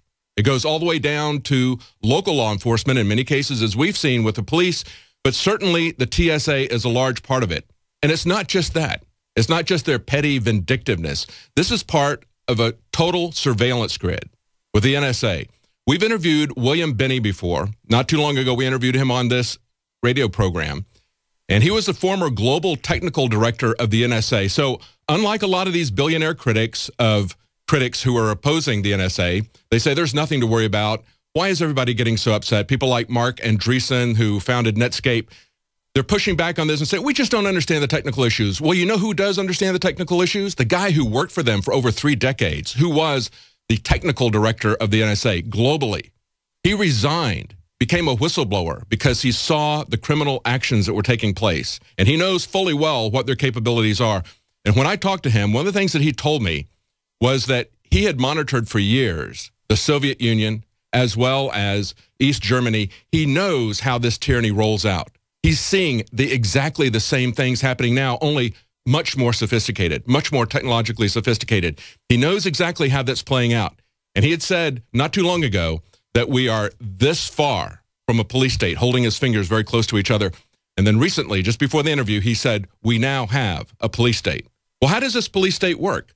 Well, guess what? It turns on the police themselves. In many cases, just like this police chief here in a small town in New Mexico, he'd been pretty much insulated against the police state effects that many of us feel as citizens. And he had purposely avoided flying just for that type of reason. He knew what was there. He wasn't totally naive. He was going to a constitutional sheriffs and peace officers association, so he knew what was going on. This is a guy of integrity, and his first instinct, as you'll hear in this interview, was to cooperate, as all of our instincts are. But after a while, you realize that the government is so far over the edge. They keep pushing, that at one point you assert your constitutional rights. Listen to this interview. This is how he laid it out last night on the Nightly News. Myself and retired Sheriff Rene Rivetta, who was at that time serving as the deputy chief for my agency, we were en route to attend this conference in Las Vegas, and due to former investigations that I've been involved in, very high-profile case, my name was changed legally through the courts, and it was sealed under record. And so I have two different names. I haven't flown in years by choice because of the conduct of TSA. Mm-hmm. But for this particular event, I really had no choice. And so I told Sheriff Rivetta, let's go talk to a TSA supervisor, explain, our circumstances, because my biggest concern was regarding my driver's license. The expiration date had just expired. So we go upstairs and we speak to a supervisor. She was very cordial. We explained to her our circumstances, and she said, not a problem. It's within 1 year of expiration, so you can fly. There's no issue. I said, thank you so much. We go downstairs. We go to the ticket counter, present identification again. We're provided with our tickets and our boarding passes. We book in our luggage, and then here comes a young officer from the Albuquerque Aviation Police, and he's being quite stern in his demeanor and so forth. He says, I need to speak with you guys. Okay. So myself and Sheriff Rivetta goes off to the side with this individual and another officer, and we speak with him. He demands to see identification. We provide him with identification, and he starts questioning us. I said, what's going on? And he says, well, you were named as a suspicious person. I said, really? I said, what is so suspicious about me? He said, did you go upstairs? And I said, yeah, I did. I spoke with the TSA person up there. Well, what were you discussing with them? I said, I had a question about my flight itinerary and any problems that may arise from an expiration date and so forth. I don't recall the exact verbiage I used, but that was the gist of the conversation. And so ultimately, I finally said, am I being charged with something? Am I free to go? He gave us our information back, and we were sent on our way. And we go upstairs through the TSA screening. Sheriff Rivetta was allowed right through. When I approached, the lady asked me where I was going. I tell her that I was going to Las Vegas. And she then asked what was my business there. I made the statement that that's private, and I kept walking. So then I get up to the scanner. I put all my stuff through the scanner. I went through the metal detector, and I was forced to go through it 3 times. I didn't have any metal on me, that I was aware of, but it kept going off. Nonetheless, I get through the thing, get all my stuff back, and I start walking towards the turnstile, and I'm approached by a man in a dark suit who flaps open a wallet and shuts it and puts it back in his pocket. I don't know who he was with. He never showed me a card or nothing like that. I don't have anything from him. He was not wearing a uniform, but he claimed to be a federal investigator. Those were his words. And so he demands to see identification, and I tell him, we've already been through this. I've already presented my identification at least 3 times to various officials. What's going on? And he told me that I was a person of interest, that I was listed as being suspicious. So I comply. I give him my credentials, and he really just sort of belabored the point, and I finally just asserted my First Amendment rights, my Fourth Amendment rights, and it really upset him. You could see it in his demeanor.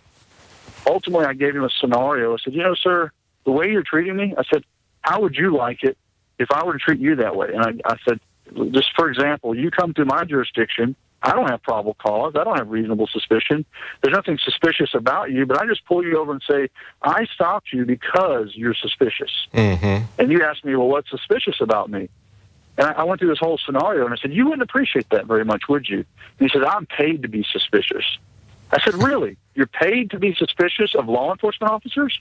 I said, I will remember that the next time I pull over a TSA agent, that they are paid to be suspicious of me, a cop.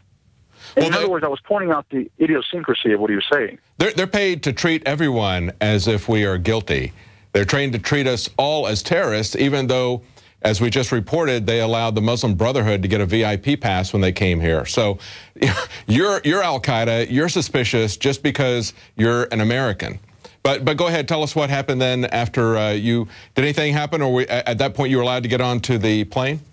Well, he starts closing distance on me, becoming increasingly more hostile, making statements that you don't cop an attitude with me. Do you understand? So he's speaking to the chief of police as though I'm a convicted felon on the street who's in the process of committing some crime. Mm-hmm. And ultimately, the aviation police sort of got between us and allowed us to be on our way. And we did. We'd stopped off at our gate. We got a jug of orange juice. Was just getting some refreshments, and a person in plain clothes walks up and takes our picture and walks off.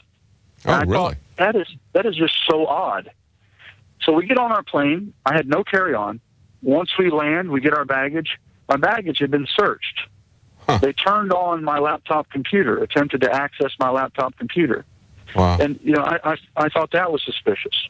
And so we go to this thing. I didn't know what I was getting into when I went to this Constitutional Sheriffs and Peace Officers Association meeting. I knew very little about it. But once I got there, my eyes were opened. I saw a group of men and women, law enforcement, decorated law enforcement officers from all over the country, painstakingly constructing documents to help preserve our American way of life. Mm-hmm. Men, grown men, with tears rolling down their face, grieving over what was happening to our country. And I realized I'm onto something here. This is bigger than all of us. This is about our God-given rights. And so I signed on. I got on board wholeheartedly. The moment I got on the ground and turned on my cell phone, my department-issued cell phone, I had a message from the Sandoval County Sheriff's Department. I made contact with Lieutenant Bonelli, who stated that my law enforcement credentials with the Sheriff's Department were being revoked. So I'm cross-commissioned. I have dual authority. Mm-hmm. So that dual authority was being revoked by the sheriff, and was really no reason as to why. Now, if I didn't already state this, I'm going to restate it if I did. While in the airport in Albuquerque, and having this confrontation with this unethical, unconstitutional TSA agent, he made the statement to me, I know people in your district, and I'm going to make some phone calls. Well, he lived up to his word. He contacted Sheriff Doug Wood of the Sandoval County Sheriff's Department, made his allegations. Now, the key thing to remember is Sandoval County has nothing to do with Bernalillo County, which is where the airport is housed.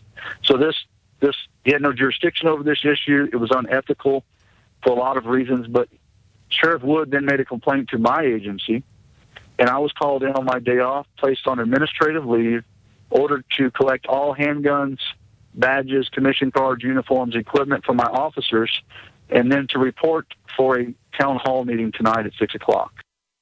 Now, we're going to have him at the bottom of the hour with an update at what happened at that town hall meeting. But this is really amazing. This is a man of integrity who just 1 week, less than a week earlier, prior to this happening, he had received a meritorious commendation from the mayor. Now, he was fired by a combination of the mayor and the sheriff of the county where he is a police chief. And he told me when I spoke to him last night that in this small town, there was only about 150 people. 125 of them had signed a petition to keep him. So we're going to find out what happened about that. But I want you to pay attention to what was in the article and what he said, that he was approached by a federal agent who told him that he was a person of interest. And when he was fired, the sheriff of Sandoval County said that his entire police department was being disbanded because of political affiliations. And we're going to talk about what those dangerous political affiliations are right after the break. We're going to have an excerpt from our interview with Sheriff Mack over this very issue. Stay tuned. The correct term, he's placed on leave, but his entire police force was disbanded. Now, Now, there was a meeting last night to see whether his employment would be continued and what the conditions of that are going to be. We're going to have him at the bottom of the hour live to give us an update. I might have said that he was fired earlier. That's not true. He was not fired. He was placed on leave. But his entire police department was disbanded. They had to turn in their badges, turn in their guns. Understand how dangerous this is. This is politically motivated. The reason that the sheriff who took this action gave was he had to disband his entire police department due to his, quote, political affiliations. He was approached at the airport by a man identifying himself as a federal agent and said that he was a person of interest. What had he done? Well, he was on his way to a Constitutional Sheriffs and Peace Officers Association meeting. These are law enforcement officers who swear to uphold the Constitution, unlike the people that we met in San Antonio who went down there for the open carry rally. We talked to the San Antonio police chief and others with him. They would not verify that they would refuse an order to confiscate guns if given that order. They would not say that they were going to obey the Constitution that they swore to take an oath to. These peace officers and sheriffs would. It's a very important scenario. It is not a hypothetical scenario, as he said. Well, of course, all scenarios are hypothetical, but whether you're going to obey the Constitution or not is not a hypothetical. It's fundamental. We talked to Sheriff Mack last night. Let's hear what he had to say about this specific incident in New Mexico. The TSA getting hold of a sheriff, a buddy, going behind his back, a backdoor deal, firing a good, honest, Christian, constitutional chief of police who was the only thing he did wrong during the time he left town to the time he got back was to attend a constitutional convention with the CSPOA. And this is the reason we had this meeting. Was one, to establish a resolution to put the federal government on notice that they're not going to do anything like this in our areas. Mm-hmm. We now have a resolution. You've got to post this on Infowars.com. We have 8 things that these sheriffs, we have 41 public officials, now 42, and it's counting. We get more every day. But after this conference, the sheriffs and chiefs of police and peace officers and county commissioners and everybody who attended this, there was about 75 people, all agreed that this was the right thing to do, that we were going to put the IRS on notice, we're going to put the federal government on notice, that they're not going to be able to commit crimes in our jurisdictions anymore. Yes. And now we get this blowback and this happening to one of our officers. We've been praying and praying and fighting and praying and fighting and praying so that these sheriffs and this kind of chief of police would stand for principles of freedom, stand for their oath of office. We now have this happening. It's starting, and this is a peaceful revolution. It's a peaceful solution, and we've got to have everybody on board, or we're not going to make it. Now, Sheriff Mack said this is a peaceful revolution. It is something that you can be a part of. You can support this action, just as people supported the sheriff in Florida who was fired because he would not enforce unconstitutional gun regulations on someone there. He was reinstated. We have to fight this. We have to fight this collectively.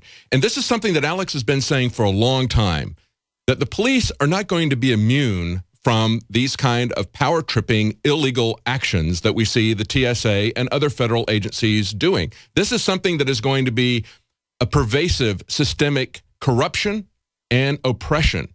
And we're starting to see this now. If they can disband, whether it's because they had identified that he's going to this convention or whether it's because he said at one point, I'm going to stand on my First Amendment and my Fourth Amendment rights. That's all I'm going to give you. Whether that annoyed them and they disbanded the police department, this is the kind of power they should not have.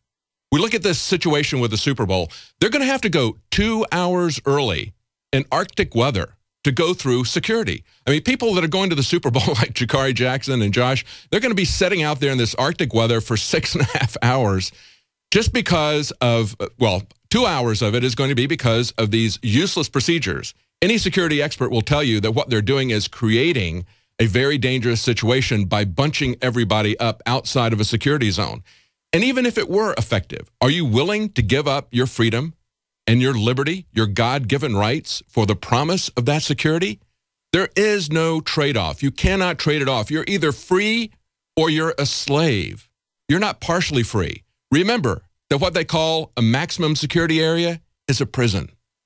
And if they can't stop drug abuse, if they can't stop drugs in federal prisons, because we have a lot of people who are dying in federal prisons of drug overdoses every year. If they can't stop it inside of a prison, they can't stop drugs inside of a prison, and they cannot stop terrorist attacks by these kind of nonsensical, oppressive measures. Now, stay tuned. We're going to be talking to this police chief. We're going to get an update on what happened. So stay tuned. It's going to be live in just a couple of seconds. We're going to find out whether they fired him or what his current status is. Stay tuned. MyPatriotSupply.com/Alex. You'll get some special offers for listeners of this broadcast, and for a limited time, they are offering additional discounts off their already low prices. That website, again, is MyPatriotSupply.com/Alex. We have on the phone with us Police Chief Shane Harger of New Mexico, and we've been talking about the events that led up to this, and we covered it last night on the nightly news, and that's something, if you're not a Prison Planet TV subscriber, you need to get a subscription. Support the organization, as well as get the subscription that you can hand out to 10 other people at the same time. They can watch the broadcast. We try to make it as widely available as possible. We're just trying to help pay for the broadcast here, as well as the bandwidth of putting it out there. And last night we had Police Chief Harger as well as Sheriff Mack. We interviewed them, talked about this amazing situation where the police chief was placed on leave and his police force was disbanded after he was singled out on his way to go to a Constitutional Sheriffs and Peace Officers Association meeting. He was singled out by the TSA. He was told he is a person of interest, and he was also told by the sheriff that disbanded them that it was because of his political affiliations. Police Chief Harger, thank you for joining us. Dave, thanks for having me. Now, last night you had a meeting to find out what your status was going to be. Can you give us an update on what it is right now? Well, as a result of last night's meeting, I was placed on probation. There was disciplinary action taken against me. I was not instructed as to why disciplinary action was taken against me. This was an open forum. They said there would be a 14-day probationary period with conditions, and they did not state what those conditions were, they being the town council. Wow. The people of our village were somewhat set back by that and was very vocal about it. You know, what conditions are you talking about, and probation for what?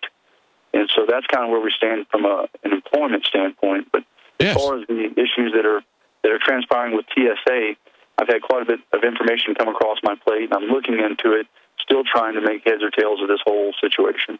Well, they say very closed-mouthed about everything. We've had situations with a fellow who had been just cleared by the TSA to work on shipping areas, and he was traveling to Japan, stopped in Hawaii. It was a military flight. His wife was in the military. They took him off the plane in Hawaii, said he was on the no-fly list, and he was stranded in Hawaii for quite some time, could never get any information about why he was put on the no-fly list. Eventually, through pressure inside the military, we believe, we don't know for sure because they're so closed-mouthed and secretive about everything, he was allowed to fly again, but he still was never able to get any information from the government as to why he was put on the list or if he was still on the list.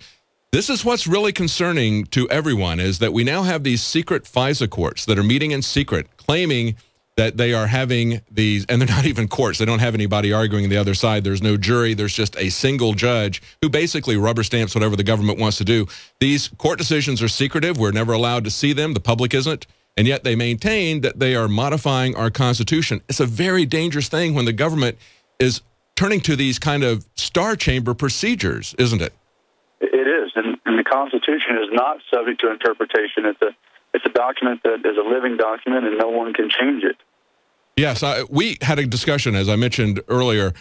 When we went to San Antonio, we pointedly, Alex Jones and Anthony Gucciardi pointedly asked the police chief if he would confiscate guns if told to do so. And he says, well, I'm not going to give you an answer. That's a hypothetical. And Anthony said, your oath to the Constitution is not a hypothetical. And they train for these scenarios all the time. That was the very first thing, as a matter of fact, on this list that everybody signed at the Constitutional Sheriffs and Peace Officers Association. The very first thing that was on the list was that the first thing was registration of personal firearms under any circumstances. And then, of course, the number two thing was confiscation of firearms without probable cause and due process, that you would not support that because, of course, registration always precedes confiscation. It's something we're very concerned about, and we've been talking about this quite some time. And I guess maybe for you, your initial response was to be cooperative, just like our response is typically to be cooperative. But you were surprised at how intrusive this was and how they kept at you, and eventually you pushed back on this, right? Well, absolutely. I mean, for example, I pull over a vehicle for a minor speeding offense. There are plenty of times that when I make contact with the driver, they're not pleased that I have them pulled over, but they're still compliant. They do what I ask, but they're not happy about the circumstances. And you know what? That's okay. This is America. There's nothing wrong with expressing yourself. If you have displeasure in a particular situation, you feel you've been wronged, there's due process, and that's all this was. I was being harassed, in my opinion, and I think the facts support that. Also, I made the point that I didn't appreciate it. I wanted to be allowed to travel freely, and I was not allowed to do that. Time and time again, I was stopped and harassed and annoyed and questioned like this is Nazi Germany. And, papers, please, prove who you are. And what made this more egregious and injurious to me is I'm a U.S. citizen. I'm obviously not of foreign national descent, blonde hair, blue eyes, and a country accent. I mean, I'm from here. I was born and raised here. My grandfather fought in Korea. My father fought in Vietnam. He was a military police officer. He served as a municipal police officer. And here I have served on and off since 1998 in some law enforcement capacity or another, currently serving as chief of police. And they knew this, that I was serving as chief of police, and treated me as though my name was Osama bin Laden. Yes. I didn't appreciate it. And there was dramatic repercussions for vocalizing the fact that I didn't appreciate being treated that way. Well, if you'd been a member of the bin Laden family, they would have given you the VIP treatment, just like they gave the Muslim Brotherhood, just like they did give the bin Laden family right after September 11th. They're really coming after American citizens. That's the target. And it's constitutional sheriffs, it's American citizens who haven't done anything. They have declared us as the enemy in their internal documents. And I think that is the thing that I find most interesting about this is the political affiliations. That's what the sheriff told you, that it was because of political affiliations. Whether it's because of political affiliations or whether it's because this TSA agent got annoyed that you stood on your rights, either way, we're looking at a very corrupt situation like that where a police department can be disbanded. Can you tell us what they did to your police department? Well, let me clarify something real quickly. As far as the sheriff was concerned, he did not tell me specifically, directly, that this was because of my political affiliation, but based upon statements that he made that were certainly of a political nature, one could only derive that conclusion. But that having been said, when I get back from my trip to the Constitutional Sheriffs and Peace Officers Association, I'm immediately told that I'm being placed on this administrative duty, administrative leave, whatever. I'm relieved of my chief's position, basically, in essence. I'm stuck behind a desk.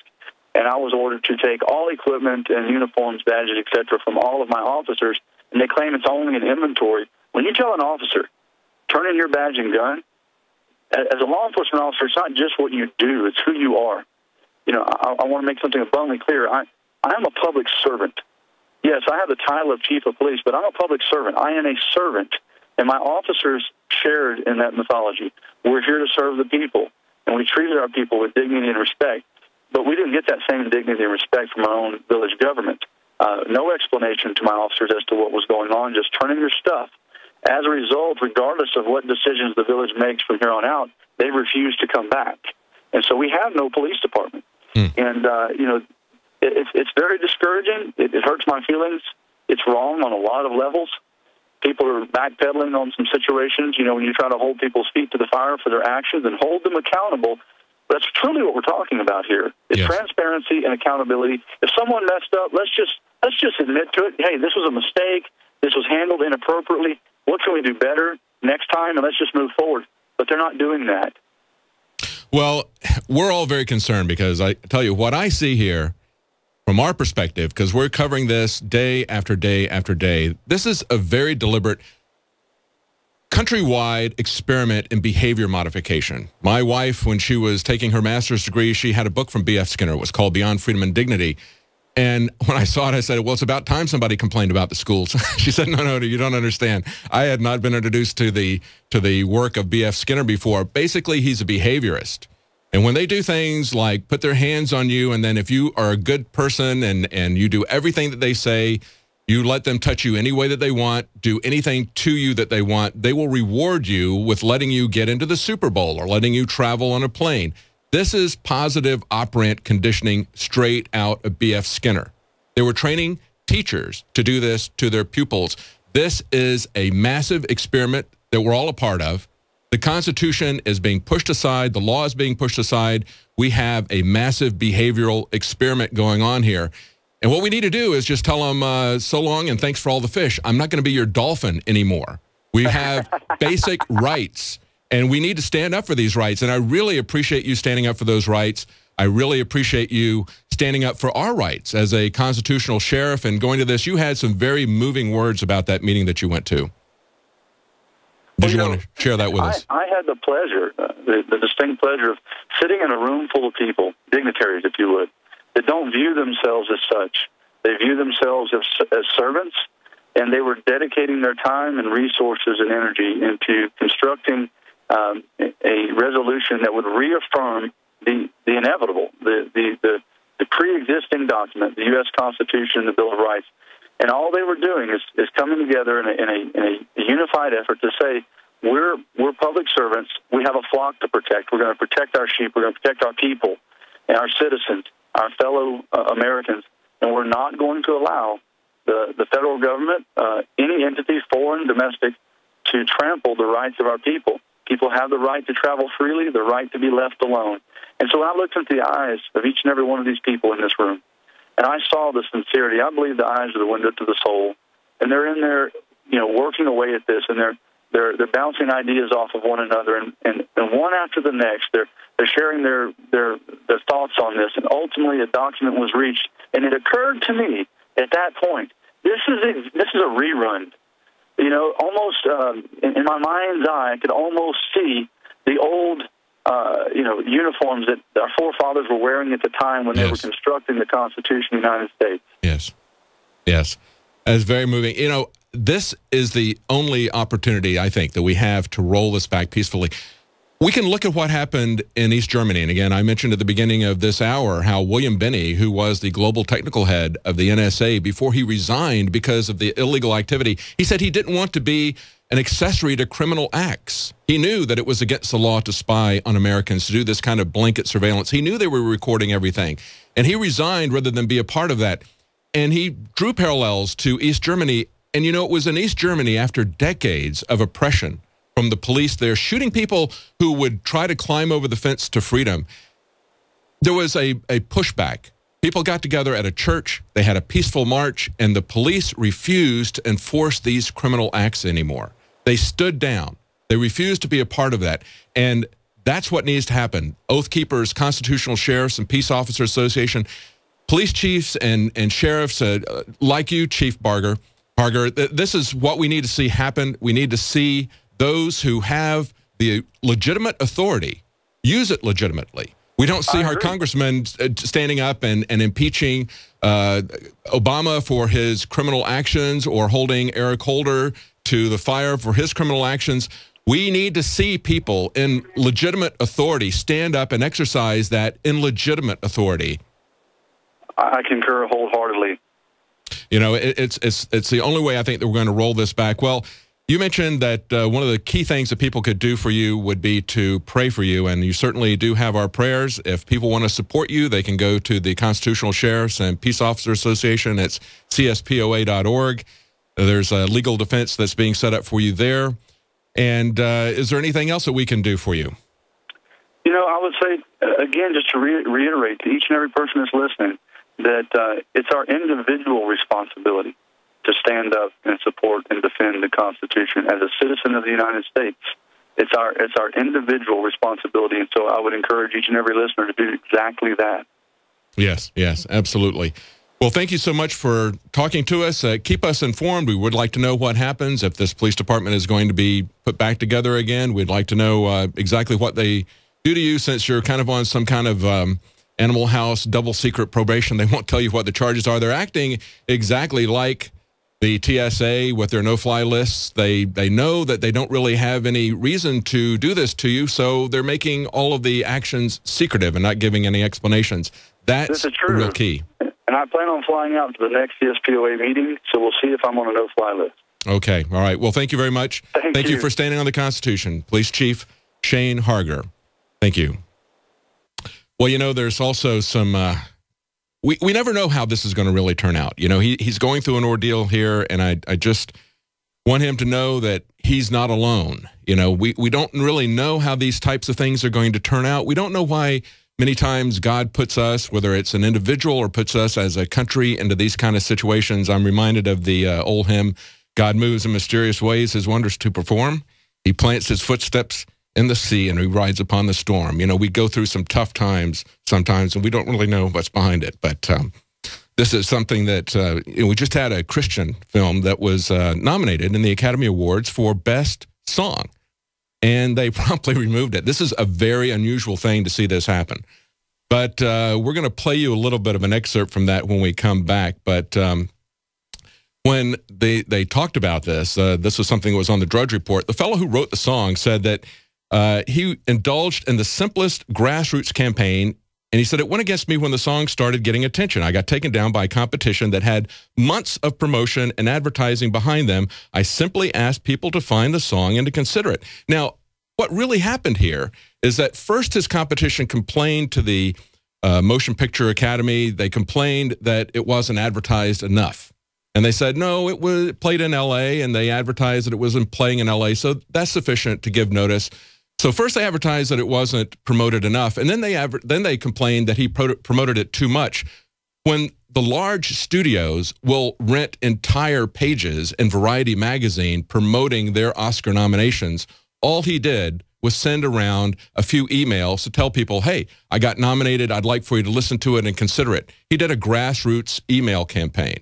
So is this a pushback against Christian films? You know, it would be kind of a... we're going to play it right after we come back. We're going to play a little bit of this song for you. I don't really think that it would go very well with the kind of award ceremonies that we've been seeing at the Grammys, at the Super Bowl. You know, if they've got some kind of satanic Illuminati service going on, this might be a real wet blanket. So stay tuned. Right after the break, we're going to play a little bit of that for you. As one of the best song entries in the Academy Awards, the Oscars, it was from an independent Christian film. It has now been removed because first it was not promoted enough, and then it was promoted too much. It's from a film called Alone Yet Not Alone. Now, I want you to hear this song, and there's a little prelude to the beginning of it. This is, the person singing it is Joni Eareckson Tada. She's a quadriplegic. She had to have her husband press on her abdomen in order to get the high notes. And so she starts this out with a prayer. I want you to hear this, because this is something we all need to look at, and we all need to consider that we are alone, yet we are not alone as we fight this tyranny. I want you to hear this song. On at Sunday at 4 p.m. Central. He's also going to be filing reports in the interim. He's going to be on the nightly news tonight at 7 Central, 8 p.m. Eastern. Tune in for that. Become a subscriber to Prison Planet TV. Support us so that we can send some reporters to these places where the police state, ground zero of the police state, is the Super Bowl. And so we're going to have reports there from Jakari Jackson tonight and Sunday with Alex Jones. Join us then.